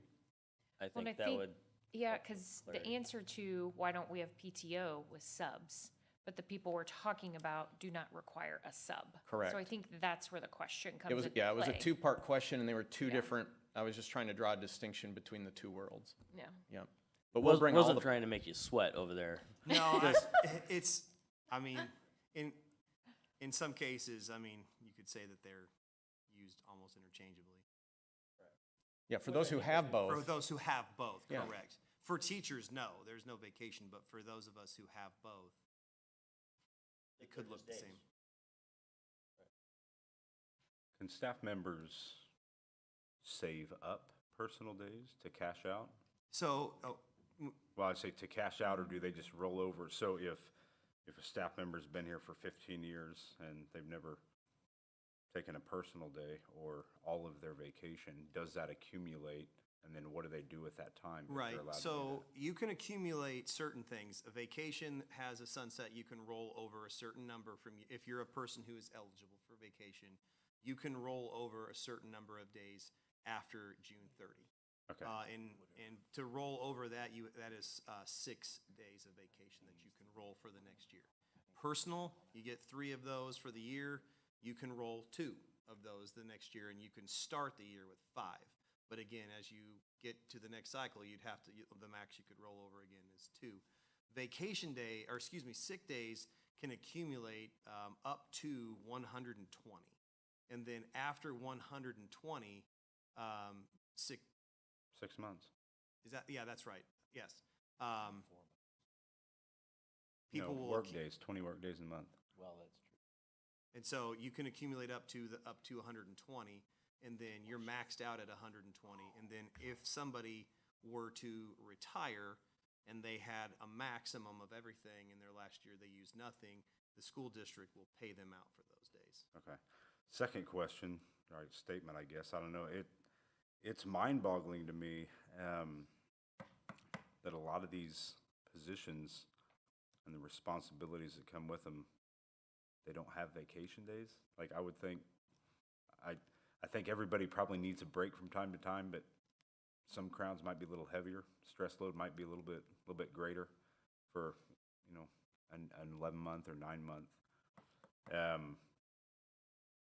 Yeah, so I don't really know if that's a question or a statement. I maybe, I don't know if something can be done about that, if that's normal, or this is new. I to me. underestimated the enthusiasm on the topic. So next time, we'll come more prepared, and I think we just bring all the language, and Okay. we'll talk about, Pass 'em out. we'll put all the language in front of everybody. Okay. And then we'll talk about, I was like, man, we'll talk about how zero generous we're vacation gonna be days. moving forward. That's, I'm not I mean, applying for that one. I mean, We were bringing a tweak, but I think we need to take a step back and look at the whole picture. yeah, I mean, PTO. honestly, Mr. Pollard, I mean, yes, you know, your statement is, there will be a lot of people who come to some of these meetings who would be very happy to hear you say that. The idea would be that those individuals would take a vacation in the 1 month that they are off. There are 2,080 work hours on a 40-hour week in a year. And I guarantee you, every position in here, they're putting more than 2,080 hours in that 10.5 or 11-month period. I appreciate that. Well, So- and then we've also recognized that with any new money infused into an administrator salary schedule, that we're still at the bottom, correct? Or close to it. So if there are ways that we could then show appreciation to the people, and like if it doesn't require a sub, which we know puts a burden on a school building at any point in day. And yes, there's a lot of considerations when you look at certain people being gone at different times and those different types of things. But if there's a way to then, okay, we recognize we're at the bottom of the barrel on this. However, if we could then offset that with different benefits, that would seem to make sense. Or- Yeah, if you don't have to put a sub in, a day off doesn't cost the district anything. Yeah, if the It's director cost of early neutral. childhood gets a 2% increase or whatever on that salary schedule, but in addition, they have, you know, that tenured vacation Sounds like package. some more work. I would think that's another incentive to stay in the district. I mean, are other districts, like, is this comparable? Like, is this a comparable package to other Yes. districts? Yes, it is. So that'd be another thing that could help set us apart too, for not insane amounts of money, Sure. you know? Well, like Dr. Willie said, we didn't anticipate this kind of, Enthusiasm. enthusiasm. I So like the way you worded that. let's, I thought the counseling session Let's went get to long too. work. This is good. This is good. Okay? I do have one other question regarding sick leave. Do you have to exhaust all your sick leave before you can utilize short-term and long-term disability? yes. Okay, thank you. And then what do we pay out for those sick days? What's the daily rate? Sick days at the end of retirement, I think is it half the sub?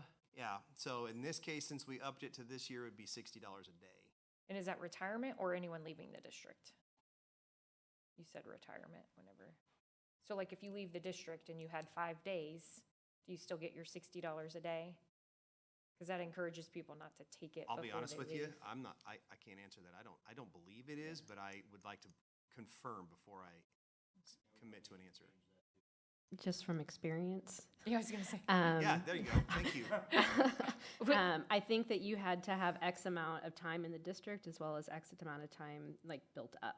And then there's a check issued at that half the sub pay at the end when you put in your letter of resignation that summer. Gotcha. Thank you. So your sick We'll leave be dropping is- all those policies on you.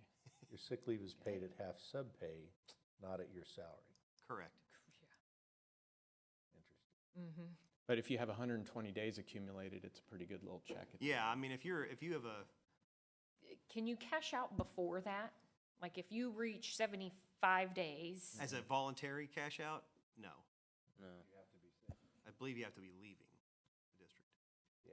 and What that's your about residence. vacation pay that's left over?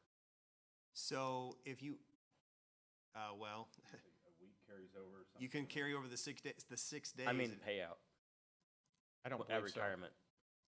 I don't believe so for vacation. use it or lose it. But we'll bring all that policy language back. It'll have it all spelled out, and we'll be Yeah. prepared for that. Okay. You see a trend? Yeah, this is the, Lots of good questions. I'm going to connect with you offline too. I'm curious how the financing behind that works. Are you holding all of those sick days on your books? Yeah. No, it's an unfunded liability. Is the normal term. Unless you have an account that's, unless you have an account that plans for all of your employees leaving at the same time, oh, Right. correct. and you have to pay out all that sick leave, Correct. it's an unfunded liability. Okay. Thank you. We hope that not all 700 Correct. people will leave at the same time, but. Not all of them would have large accumulations. All right, anything else? I will definitely get with Mrs. Frederick, and we will get, we'll start gathering all the leave. Good discussion, thank you. Takes us to the reflection on last Tuesday. Very good. Put together a reflection on the day. We had 2 weather events last week. We had a school cancellation on Monday, and then we thought we were good to proceed on Tuesday. We encountered some difficulties. We ended up canceling transportation, but we had school the whole day for anybody who could safely attend. So I'm not gonna read the whole report, but I want to highlight a few things. On the first page, key roles and responsibilities. The assistant superintendent for support services and I were both at the high school that morning. We were gearing up to present our first of 8 faculty meetings to kind of talk about the do's and don'ts of the levy and the do's and don'ts of the campaign season. Our assistant superintendent for academics was at a compliance conference in Jefferson City, and one of her responsibilities is crisis communication, so she did her duties in that sense remotely that day. Roads assessment, any day that we are anticipating, and we're also welcomed tonight by Mr. Sean Brady, our Director of Transportation, and once I kind of give an overview, then between the team of us, we'll do our best to answer any questions anybody has. But on the roads assessment, it's our transportation director who has a particular route that he has driven over the years. It's kind of been tweaked along the way. And what he does in that route is he targets our most high-end trouble spots with the highest potential of trouble. And he does that between 4:30 and 5:30 in the morning. Our goal is to have a decision. If we need to cancel, our goal is to try to have that decision nailed down by 5:30 so that we know that we can get it all communicated to everybody by 6 a.m. And that's before the routes start running. It's when most people, we catch them before they leave the house in the morning, get the kids off to school. On this particular day, that pre-dawn decision, the roads were wet. There were a few slick spots. There was fog that day. The temperature was 33 degrees and the winds were calm. Roads assessment indicated that we were safe to run our buses. Fort Osage and other districts to the north, they had canceled. That's where the weather line was for that particular morning. Other surrounding districts around us and most of the metro were in session that day. Given the current conditions and forecast, had the roads assessment revealed dangerous conditions, it might have been a candidate for a 2-hour late start, which we were prepared to do. Usually, though, we would do a cancellation. Our schools and teachers were prepared to have an AMI day that day in case that was needed, so that would have been an option for us as well. So at 5:30, we still had a full slate of options. No, that's all right. The decision to cancel transportation service, so the director was providing text updates to the assistant superintendent for support services and I. We knew at 6:45 that we had our first bus was stuck. I was in the car on the way to the high school, and then shortly after there was a second bus. By 7:15, we had at least 5 buses that were on the ice somewhere in really 3 locations in the district. 2 of them in the 2 of the locations was the northeast corner of the district and the southeast corner of the district, and then also Minter Road, which I'm surprised over the years we haven't had more issues with. It was also around that time that the transportation director determined it was no longer safe to proceed with the routes. Now I'm on the top of page 2. He called the assistant superintendent, who was standing just a few feet from me. We were handing out flyers welcoming faculty as they were walking into the theater. Also during that time, he ordered drivers to remain stopped. Once the director determines that the issues in the field have exhausted our resources and our capacity to support it, his best call is just tell everybody, find a safe place, stop, and just stop and stand by. And so that's what he did that day. In that moment, you know, the word from the director was, we can't continue. We can't continue transportation. So we don't have so many options. Our initial pushback to the director was, all right, is it usually when we call a 2-hour late start, we do that at 5:30 in the morning. Here it is, 7:15, 7:20.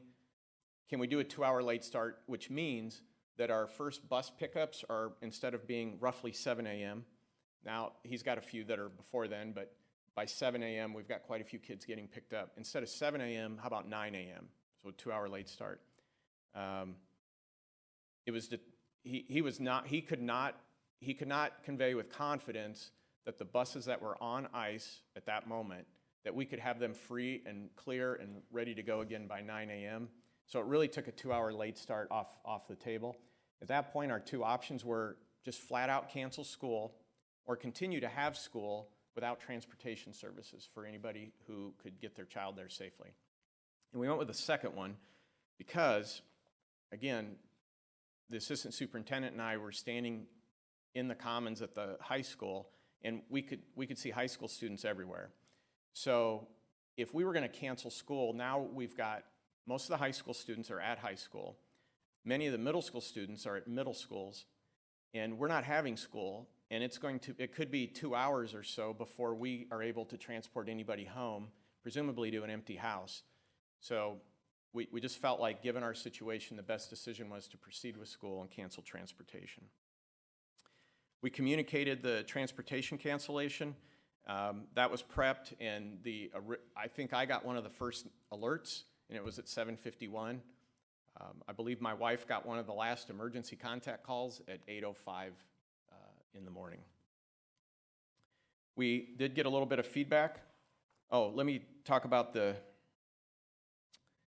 once we put out the initial cancellation, then our communication specialist is kind of monitoring the chatter. When we put out an email, and it doesn't matter if it's an alert or if it's weekly community news, when somebody gets an email from the school district, they could just reply to it. So it's not like another business that, you know, you can't reply. You can reply to us. It's an easy way to communicate. So the communication specialist was monitoring all of those communications as well as comments on our feeds through social media. And also through social media, you can message us on social media. So she was also monitoring those.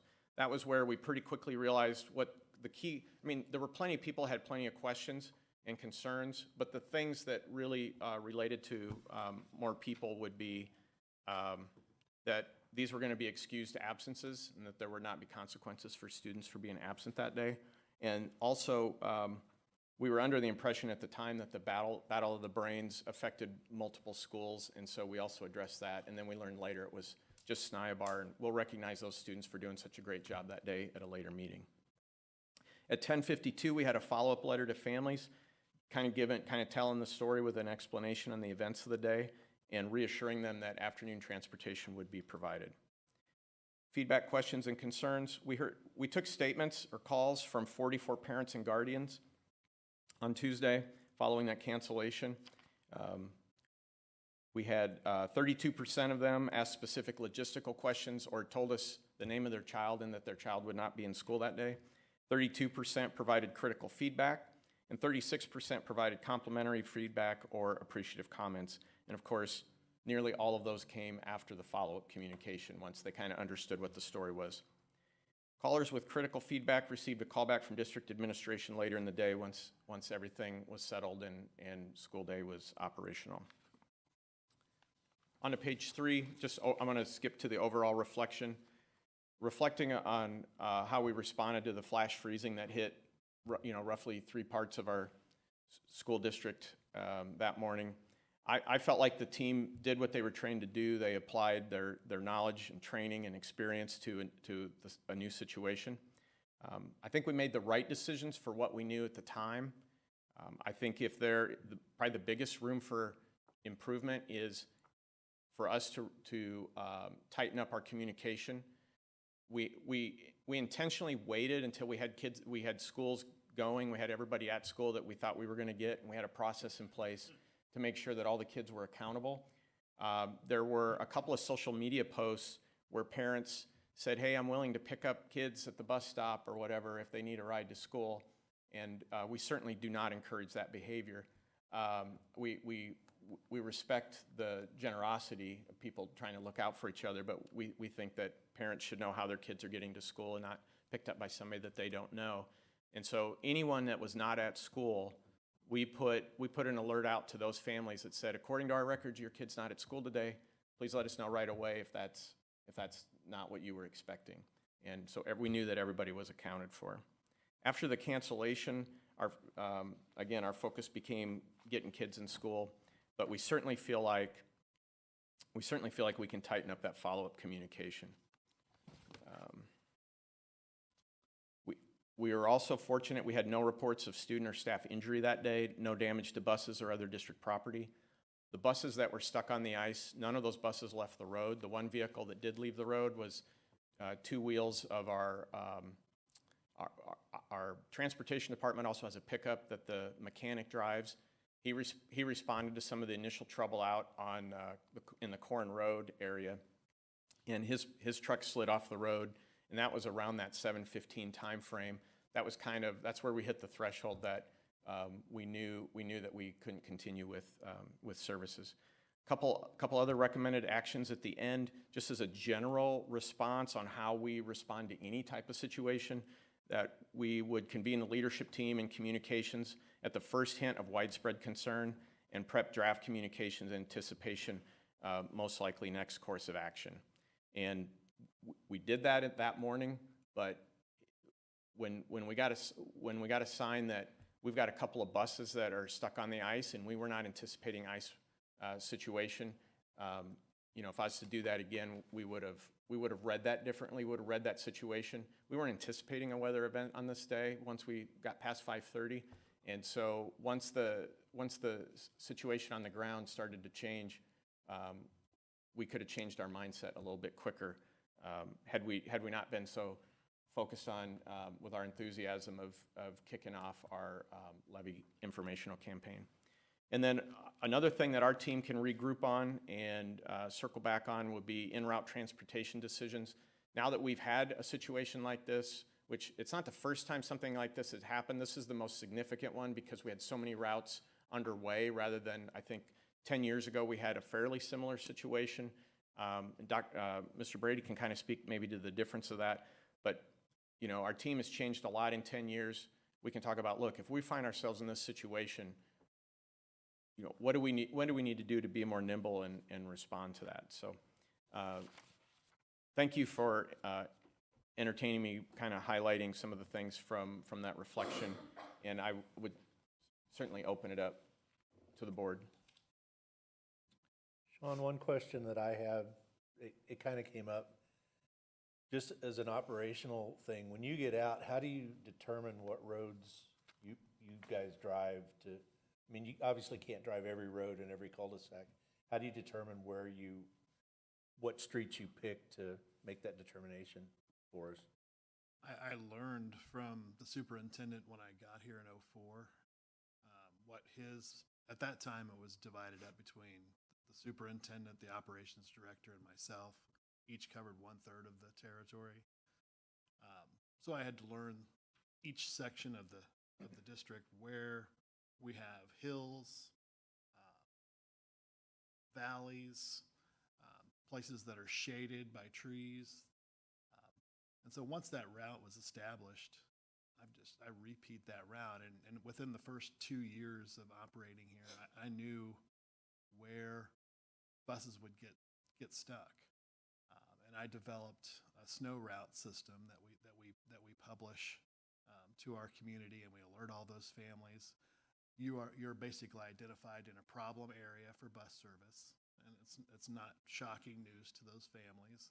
And we give them an alternate spot to receive service for the day if we have to activate their snow routes location. And so my primary focus, on a weather day, you get out and you know within the first 10 minutes of driving whether we have enough precipitation, enough conditions on the road to have a school day or not. So that's an easy decision. What's the more challenging decision is how many of those spots in our district are we going to have to activate as a snow route on any given day that we're going to go. And so once I got out at 4:30 in the morning that day, I was pleased to see that our roads had improved dramatically from the day before, where you had to slide out of your driveway and you couldn't get around your block. So that was an easy call. The rain overnight helped us dramatically. That warm rain and the warmer upper 30s temperatures had melted all those icy conditions in our road. I'm also in constant communication with all of the other transportation directors in the city who are doing the same thing at the same time. And many of them are starting much earlier than I have to start. And so before I even leave the house at 4:30, I know how roads are in the north part of the city and the south part of the city for directors with much bigger territories to cover, and that they have to start much earlier. And the consensus was it was bad, it was dicey up north, and it was really good through the middle section, the I-70 corridor of the city. So we were all pleasantly surprised that we were going to have a school day that day. And my focus was, let me go and double check and make sure I don't have any of the spots in the far southern half of our district and the far northern rural halves of our district where you tend to get different weather conditions and different service conditions from our entities that cover the roads. So I was driving around on clean, dry streets. I had to slam the brakes on to get any kind of sliding to happen. And a lot of that I felt was because of the residual sand that was left on the roads from our county services that had to hit the roads so hard the day before just to get things drivable. And so it was in remarkably good shape between 4:30 and 5:30, and my message was that we were ready to go. So every section of the district that has large hills, valleys, places where buses have historically gotten stuck, we have identified those and have always published those to our community and those stakeholders in those areas. And so that's my focus. It takes, if I were to drive every one of them, it would probably take me an hour and 15 minutes to hit 100% of them. But usually you can hit 70% of them in the south and go, okay, I'm not finding anything different anywhere I go. It's uniform. Good. Let's go check the north. And then you could generally get it done in under an hour if conditions are exactly the same everywhere you go. And that's what it was that morning. Any questions or comments? Yeah, so you're getting feedback from other directors, other people, across the city and stuff. But are there others going out and driving the roads as well, or is it just strictly your information to the superintendents and stuff that they're making the call from? The roads that the buses are traveling, I check.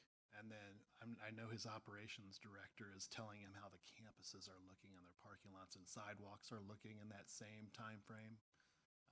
I'm hearing from the transportation directors in the all across the city who are out doing that between 4 and 5:30 in the morning drive and reporting their conditions to their superintendents. So we share what we're reporting to our superintendents, so we kind of know.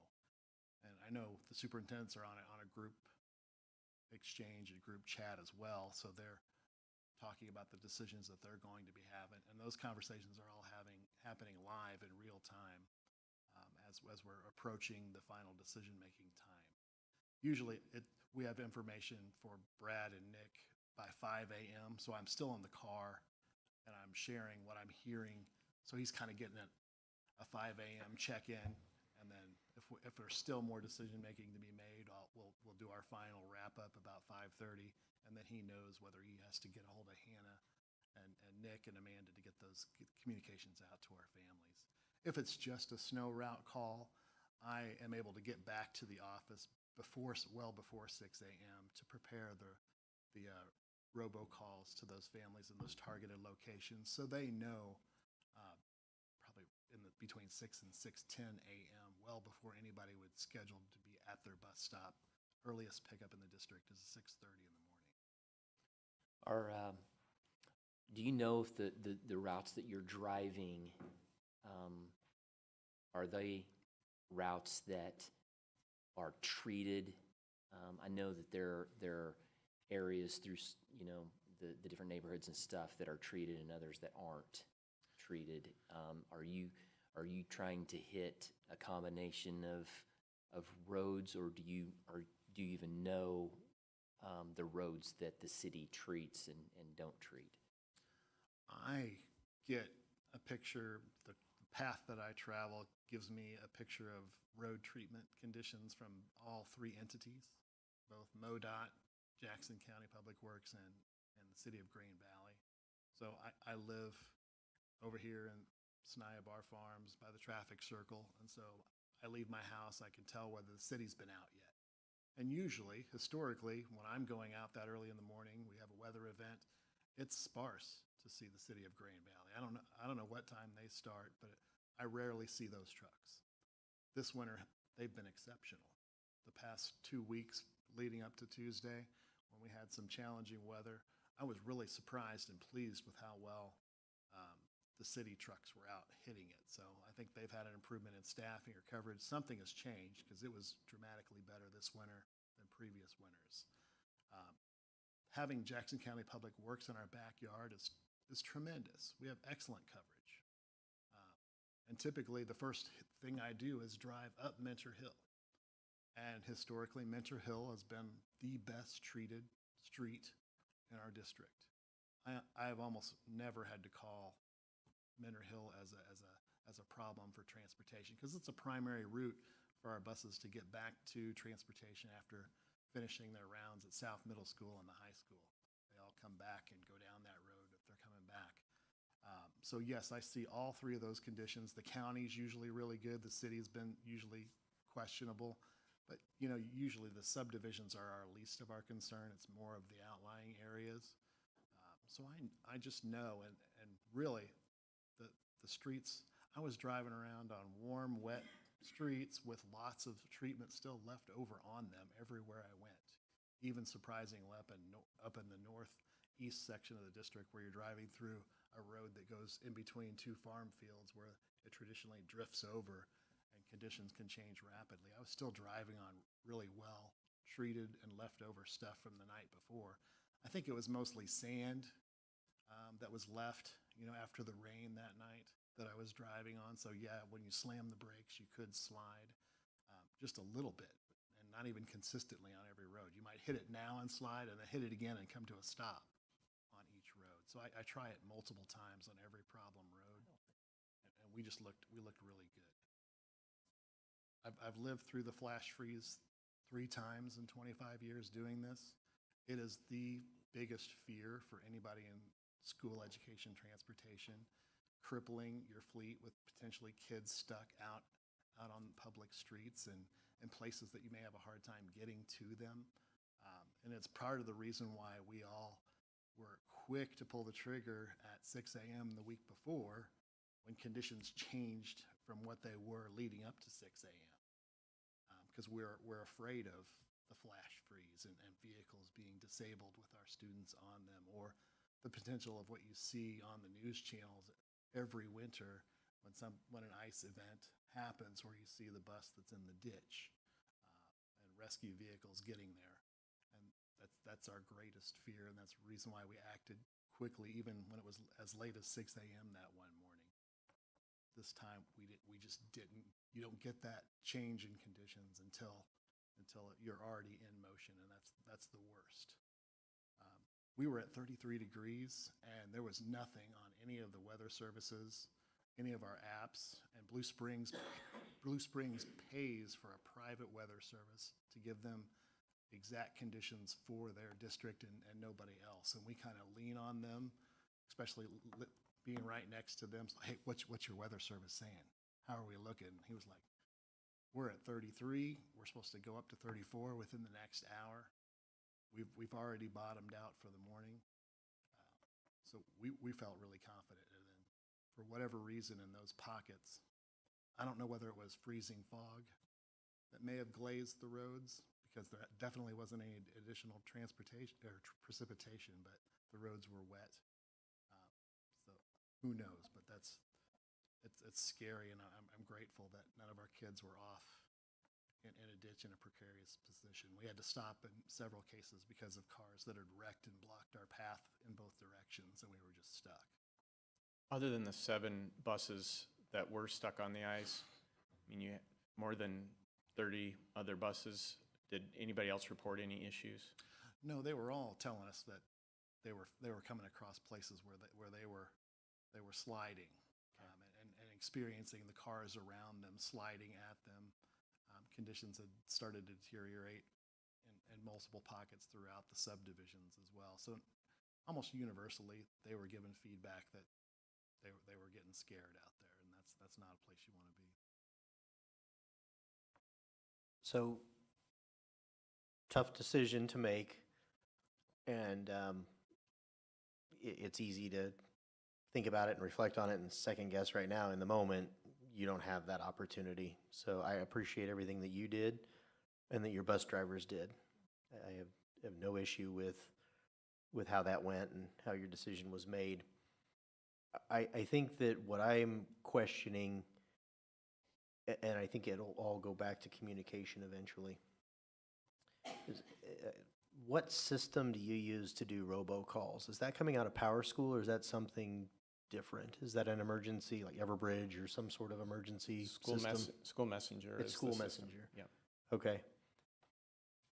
What I was hearing, the feedback I was getting, and this is a user issue.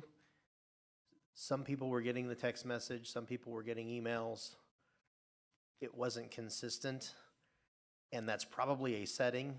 So I think that we need to communicate with patrons and let them know, hey, if you want to hear about this as fast as possible, you need to consent to getting text messages from us. So that like, for example, I got it as an email. My wife got it as a text message. I'm sure that that's something that we can set up in the system. Had she not told me, I wouldn't have checked that email before I went to take the kids down to the bus stop. So I think we really just need to communicate with our patrons and let them know that if you want to hear about things and hear about them quickly, if it's an emergency, you need to consent to text messages and make sure, and then explain to them how to do that. Yeah, the last I checked, we were maybe around 40% of our parents had invited us to text them. They have to invite us to text them. Right. And so what we do, especially as we come into the winter and then on the eve of a potential weather event, we will remind them in our community news, hey, if you want to get weather's coming, if you want to get alerts from us, text yes to this number. And I know I've seen it at least a couple of times already this year.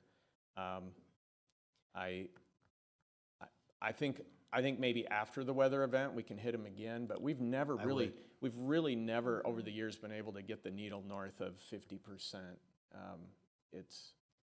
I don't know what it would take. I think a situation like this is probably what it takes. Yeah. I wasn't hearing from the parent that got it and then walked their kids to school or drove their kids to school. I was hearing from the parents that didn't get it or got it in an email and were standing at the bus stop for an extra 25 minutes in the cold waiting. And again, that's not necessarily something that you've done as a district to create that. They have to consent to getting that text message. Yeah. I really think we just need to drive home how important it is and show them that we're not going to abuse that. We're not going to send them other things. It's going to be strictly emergency type situations. That's a good point. Well, and I think it's important too because of, yes, and to make both contacts or multiple contacts be able to receive those things as well. Because I got the text message and the email. The thing that I appreciate is we had updated through all these snow days, because school messenger is used by multiple districts. And so if it does not say GV schools on it, then I don't know if it's the district I'm employed by or my school of my son, but that got fixed through the other weather days. Yep. So that was appreciated. And then I'm communicated with by transportation through text messages if my specific bus route is impacted. I'm also communicated with due to Valley Kids. I get separate texts for that, and I get separate texts from the school in general. So the messages I have somehow magically signed up for appropriately, both me and my husband are getting from multiple facets. So I think the system is there. We need to educate on how to Yeah, use it I- properly and to make sure both, because there's so many times where sure, this parent is the one that normally does all these types of things, but then this parent's the one at the bus stop and didn't know. I agree. It's not a system limitation. It's really just a communication Of thing. utilizing And, you know, you can communicate 1,000 times and people still may not do it, but then they can't complain, well, I didn't get the text message. So I just think it's I think it'd be important good to follow circle up. back Yeah, I with agree. parents and just say, you know, that's one of our reflections on the day. And this is what we recommend, how we can alert you more quickly. And then the system, from the time that you initiate that system, how long does it take to really, with robocalls, it takes longer. I would assume it can't do all of those at once, but it can probably blast out every text message at the same time or close to it, right? So would that reduce response time? Dr. Allen, I feel like the text messages are pretty immediate. I know the emails go out a block of a few hundred at a time, and there's a limit. And I know the phone calls, there's a little bit of a limit, but I think we were at 15 minutes for all the phone calls to be received, to be placed. I mean, the texts, yeah, are very short. I would say a 5 to 10 minute window at the latest, and then for emails, as far as it shows in here, I mean, it looks like about 20 minutes at the most. But when you're making that decision as kids are walking to the bus, that's a long time. So Yeah. anything we can do to reduce that Yeah. would be helpful. Yeah, I got a phone call at 8:02 a.m. So it was, 11 or 12 minutes after they started going out. I remember talking a few months ago, I think it's been a few months ago, about sort of a crisis management team where the communications and information would come from a centralized location. And I think that probably would have been beneficial in this case. I know that I saw the social media post after I got my phone call, and then just kind of maybe an update from the district, from that centralized location, the keeper of the information. So I don't know if we had a crisis management team in place or if that's something we were still kind of working on. No, we do, and we also have communications team. So our assistant superintendent for academic services is takes the lead on crisis communications. Just a couple other questions. I saw in the recap that GVPD, they were patrolling the streets. How are they notified, or were they notified?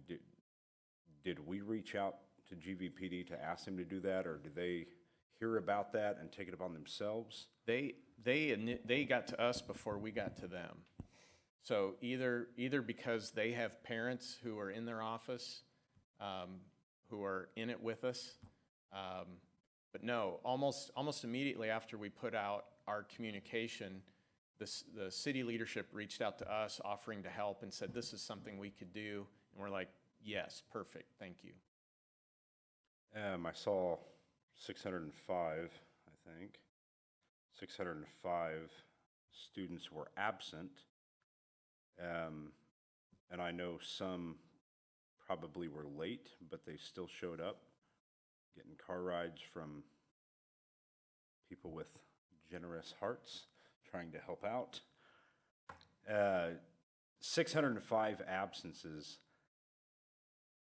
Do we know the total number of students that were affected by the decision? Like, if there were 600 absences, were there 200 or 300 or 400 more that somehow got a ride or were late to school? Do we have kind of the overall number of, is it 15% of our student population, 25% of our student population? We know that 15 point something % of our students were absent that day. What we are going back and scouring is we want to make sure that we have the app, because the absences,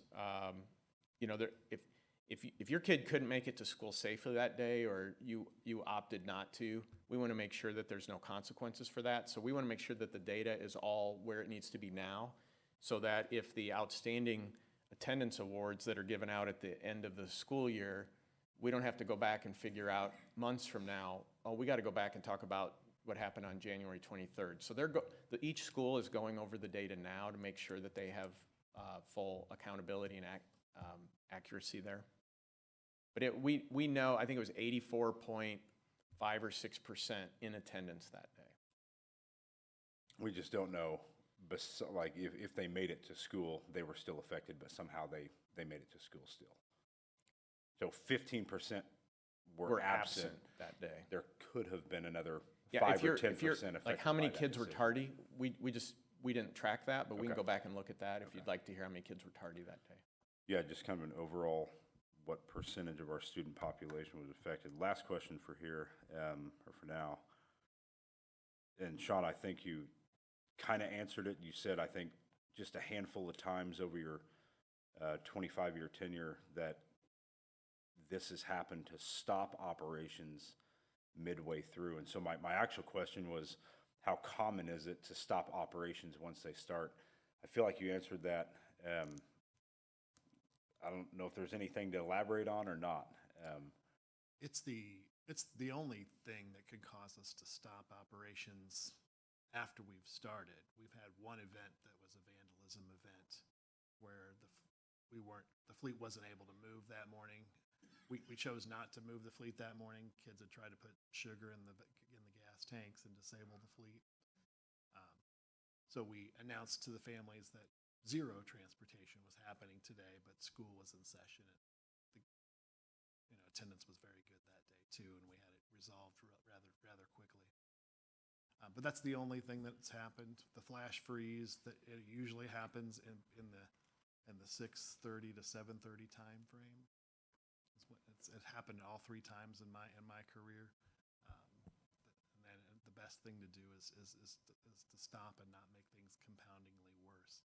Because at the point of that decision, it's gotten worse by the minute, and that's where we were on this day too. So that's you want to make sure that you just don't make things worse. Yeah. By continuing on. And I believe that the decisions that I guess you made were made with the best intent.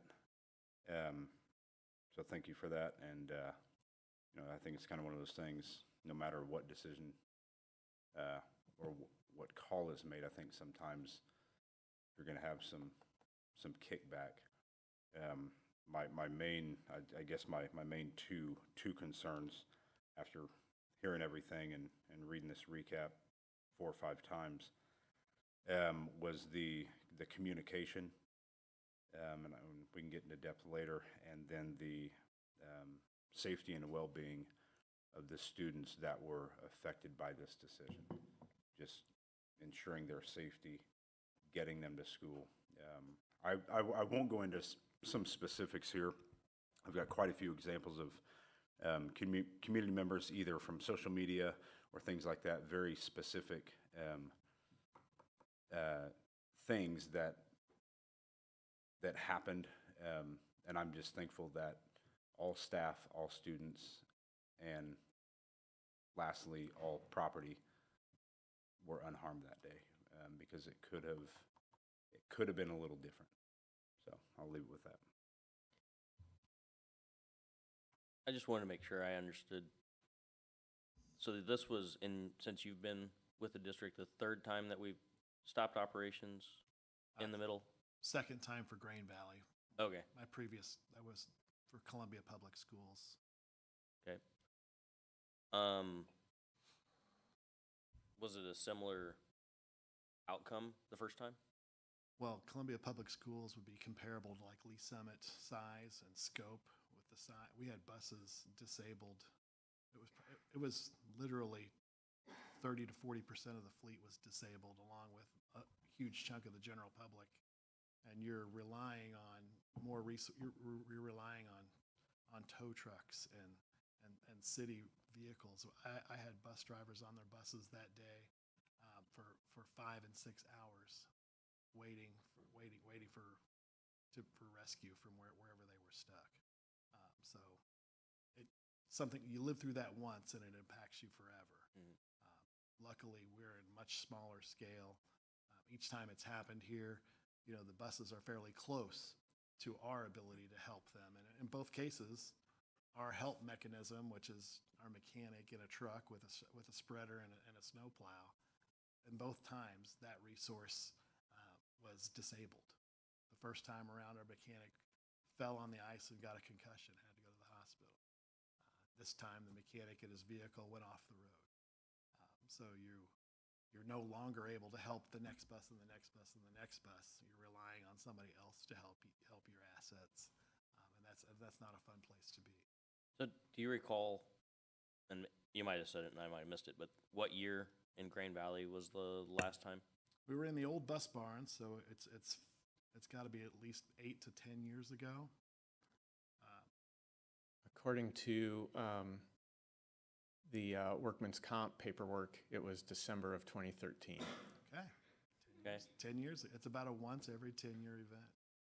And does anybody that was around, was it a similar end outcome for the district? I mean, were kids stranded out on the street and had to figure out how to get to school? Did they cancel school? Does anybody remember that? Just curious.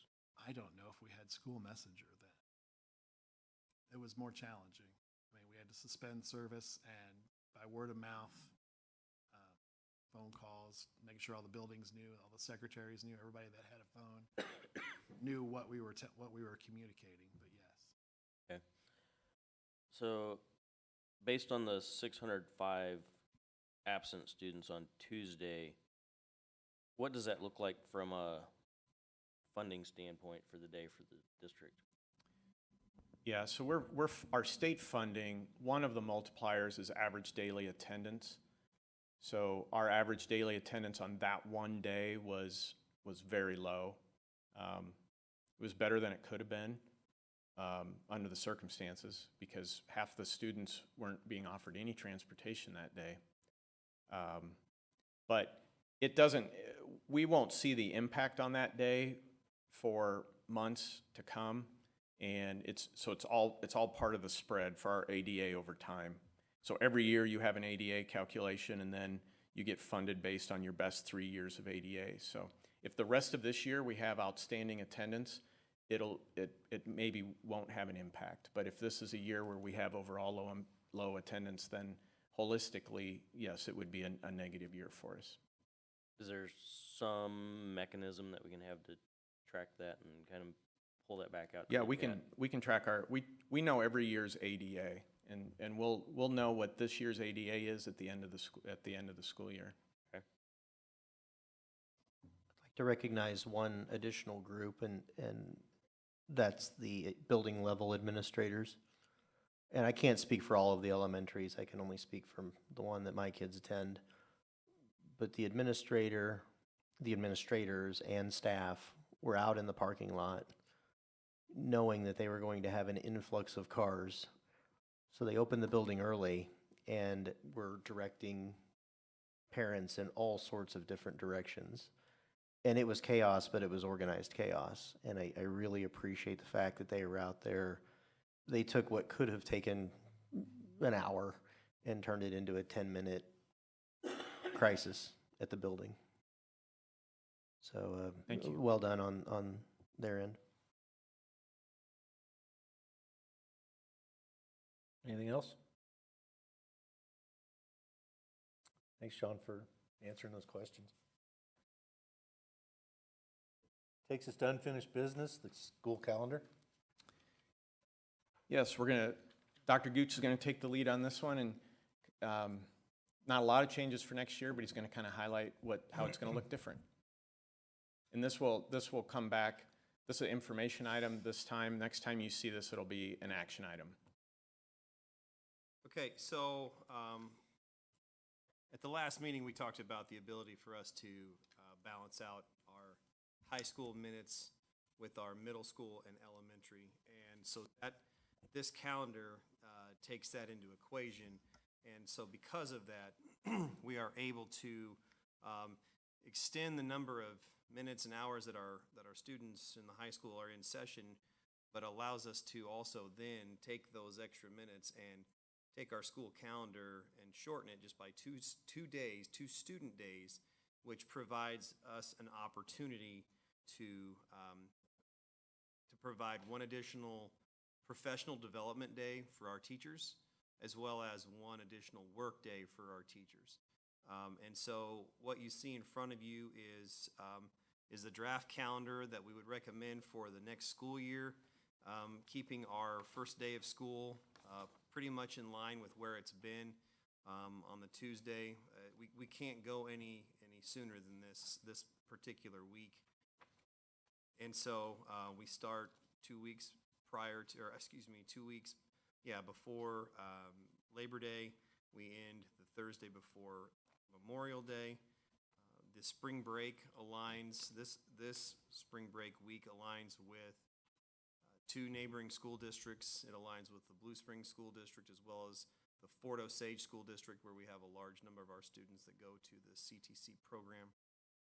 This does bring a work day at the end of the first semester and the end of the school year for our teachers to be able to finalize grades at the end of the year, finalize your classrooms, put your classrooms back, together, close them up, or in this case, a day for them to move classrooms if they're needing to move grade levels or rooms or wherever. The number of teacher contracted days does not change. The same thing with new to the district and first year teachers. So really, it's kind of a reflection of this calendar years, this past school year, excuse me. However, the only addition is just the two additional days built in for teachers, PD and work. We have the same number of, we're required by the state to also build in 6 snow days, and those are identified by the 4 days after Memorial Day, and then 2 of them are also there around Easter, later in the year in case of inclement weather. So I'll take other questions about this calendar. This is vetted through a group of a representative from every building, as well as some additional administration. And again, if there's some things that you guys have questions or comments on, this isn't anything final until you guys hopefully approve it at the next meeting. So I have a question. On the workday that's after the end of the school year, I think, is that different from our current school year calendar? So when the additional work day and the additional professional development day, I'll actually highlight really both of those. The work day is the one at the end of the school year. And that was a request by a lot of buildings to have that additional day after the last day of school for our teachers to be able to finalize grades. And then So that was a staff request? it was. So because if we have one snow day that then tips that off, to come back after Memorial Day for a work day in the high school setting, I think that this is probably, I think our elementary folk, would prefer the work day. I think typically high school setting that I don't know if there's as much work at the end of the school year like that. So I just think that's difficult to have the potential to come back just for a work day on Tuesday after Memorial Day.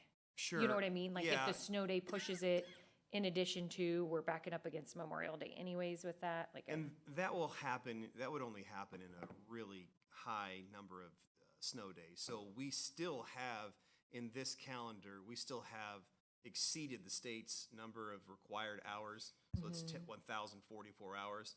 In our calendar, looking just the way it does, we're 1,096 or somewhere in that range. So this still has a number of built-in snow days. in addition to the ones that are identified, we have other days that we can call a snow day and not have to move. Move anything. And then the state also gives the 5 AMI days. So really, in reality, as you see it like this, we would have to have more than 10 snow days. Let me rephrase that. 5 good old-fashioned snow days, nobody attends, and then 5 AMI days before we would then have to start utilizing the 6 additional days that are identified on the calendar. And we could opt to utilize one of the 2 days around the Easter holiday first before. So, I mean, it would have to be a tremendous year of that for us to even hit that. And in some cases, on, you know, in years past, when we've had such a terrible weather, the state will also start to begin to forgive those. yeah. And so in order for us to actually ever hit the Tuesday after Memorial Day, it would take something we've not seen in a long time as far 10 as years. weather. We'd work really hard to avoid it. Yeah. And then the other thing that I think is hard is having that work day on January the 3rd after they come back from break, because that cuts teachers' break short by 3 days. Like by having, like for those that do have family out of town and travel out of town and go see people. And so as soon as that day hits, they get out. And then, so that just, and then to come back to a full week of school with kids, and nobody want to do that. Yeah. Also requested by the teachers, and the To reason, have the Friday before and cut the well, break short. it was look, yes, kind of. So the thought was, the reason that they identified putting it, or, you know, they identified that date, thinking that we're going to be off with the way the calendar falls and the holidays 2 full weeks for Christmas, then to then come back and tell families, we also need the 6th of January, in addition to the fact that we've just been off for 2 weeks, we'd like to have one more day. The teachers felt like they would like to have the workday and not to tell families that we felt like we still needed one more day to do a workday. The teachers all stated that were on the calendar committee that they can support that Friday being the workday. Okay, if you've got the, I'll be honest, like the calendar committee took this draft and they begin to have dialogue with other staff from their building. That date was not ever mentioned. Now, there's something else on here that's mentioned that was, this would be a nice possibility, and it's something that we could do, potentially look at administratively, but the way it fell, it was around parent-teacher conferences and the way that falls with the voting day coming the following Tuesday. That was talking about Tuesday the 5th of November, then it wasn't, I mean, it'd be nice to have it around the whole Halloween idea, but then when you're in school for a short period of time, then you're off for 2 days, and you go for 1 day, then you're off another day. It just was too much popping in and out. And so that was a request, but, you know, again, with some discussions, we're trying to ease the burden for families as much as possible, so. So with extending the high school minutes, and will that have any additional effect on the conversation that we previously had about express stops between high school and middle school kids? So, no, unfortunately, because Well, let me rephrase. I think you're going the wrong way. Will it add more express stops is what I'm asking. it won't change it at all. It won't change it at all? No, because if you were so the idea would be to take the 10 minutes on the high school and push it 5 minutes earlier and 5 minutes later. And then there would be a trickle effect to where we would need to modify both middle and elementary schedules backwards just a little bit. So the gap between middle school and high school does not change.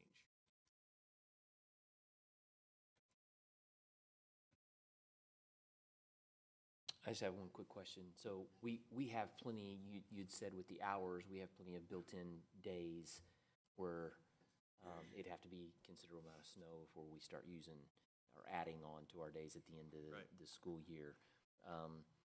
Then do we try to get communication out pretty quickly to whoever this needs to answer this, to families, that we will not be extending the school year as soon as we feel like we know that and can safely say that. I know there are a lot of people that ask that question. I know school districts that get asked that question a lot.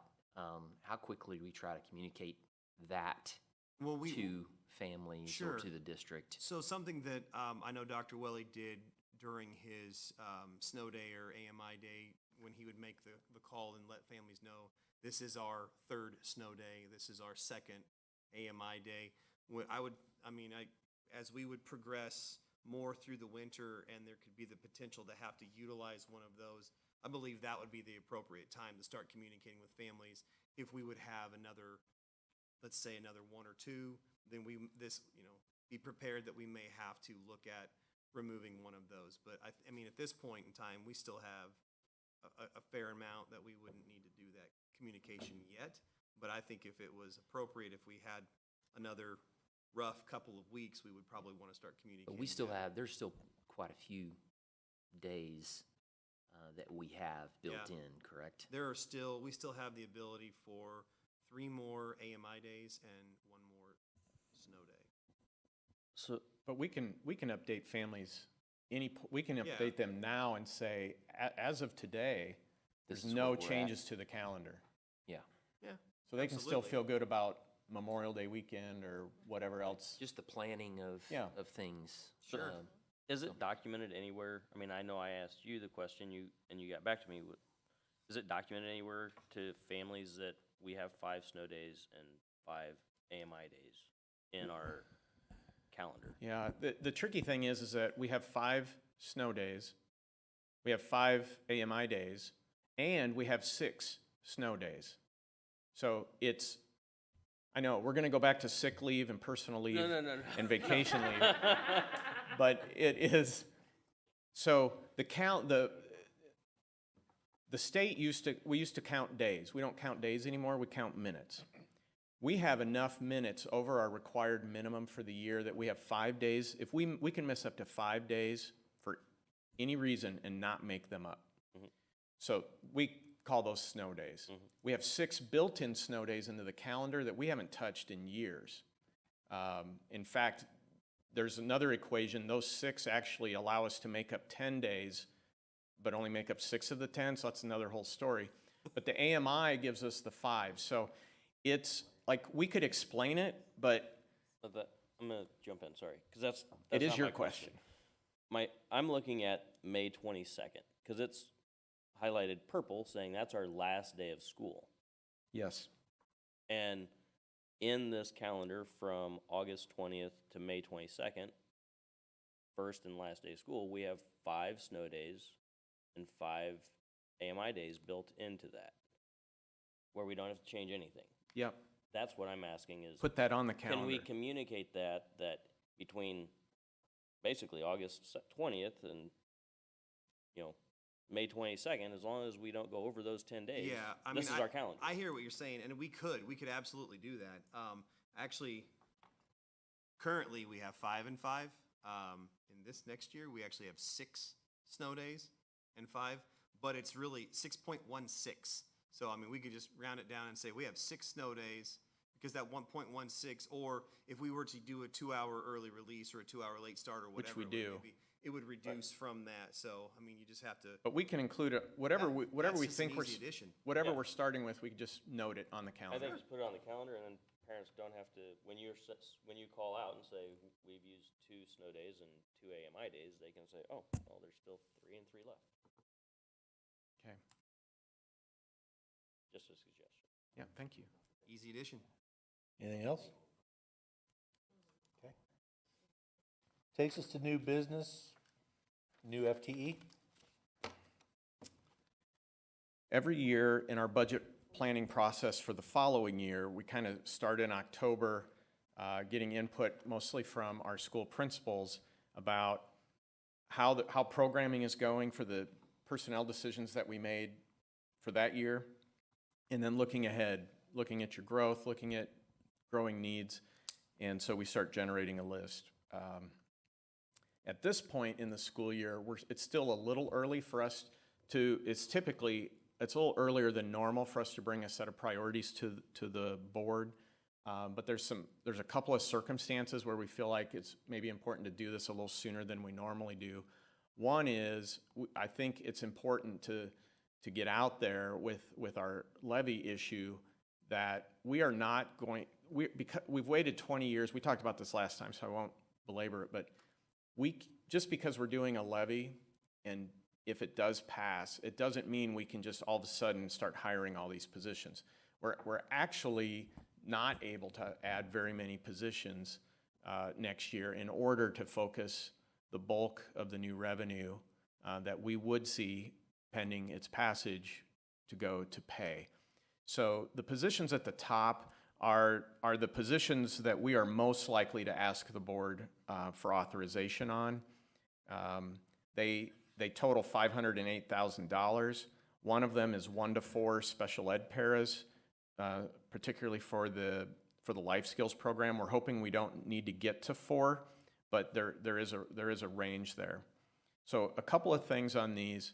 There are 3 of these positions that are competitive enough in the market that we want to be able to get them posted pretty soon.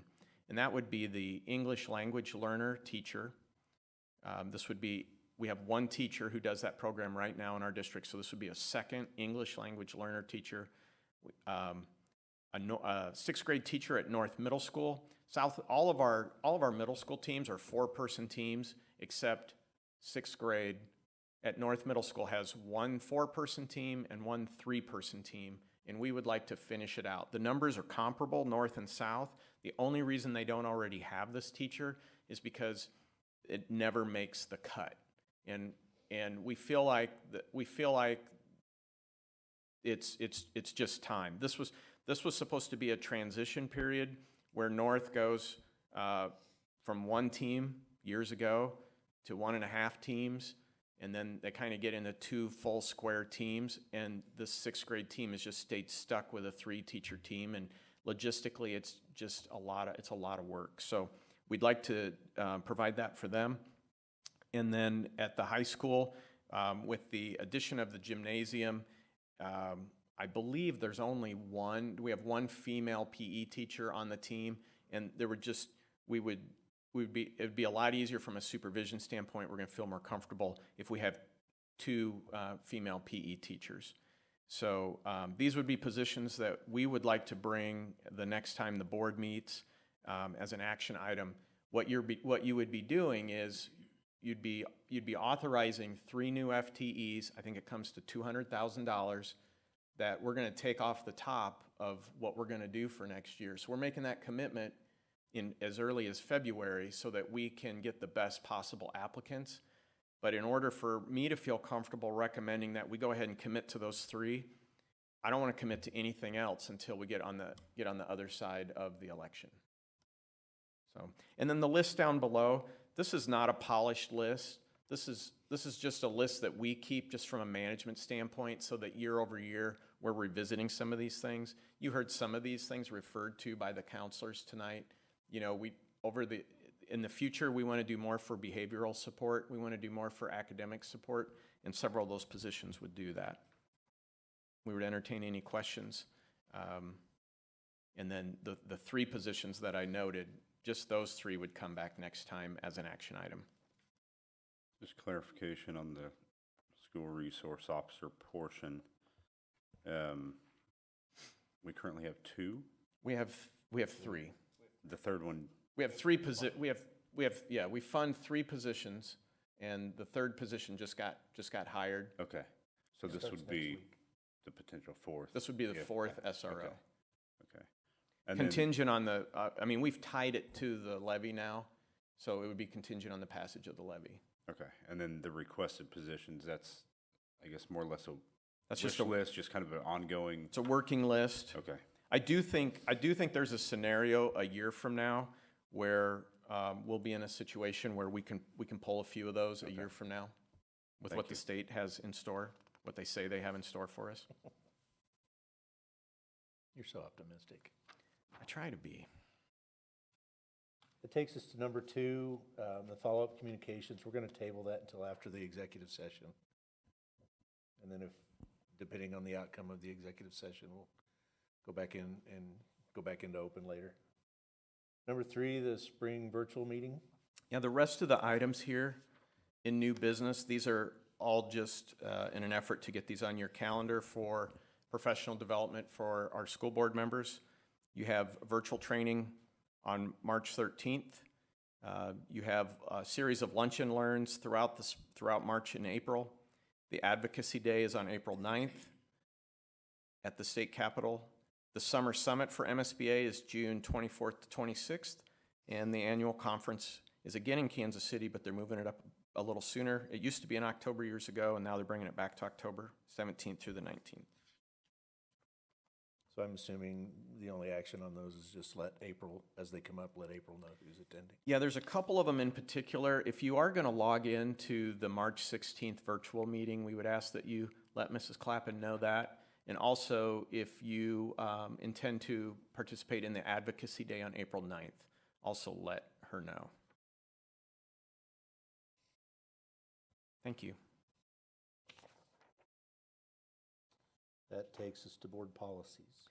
This is our first reading on these. This is the 2023D update from MSBA.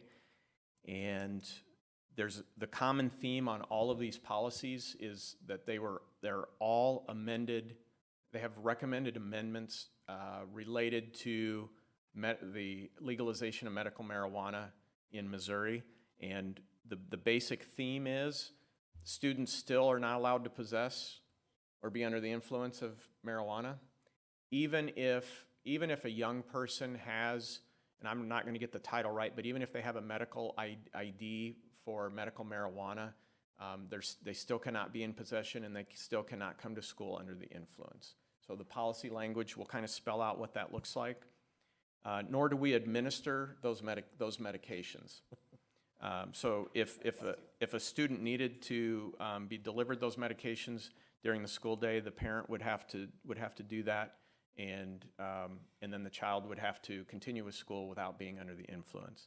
And then it also reinforces that from an employment standpoint, employees are not to be in possession, they're not to be under the influence, and there's some other guidance that's given for if you're believed to be under the influence, what the drug testing can look like if you're drug testing an employee who has a medical ID card for marijuana.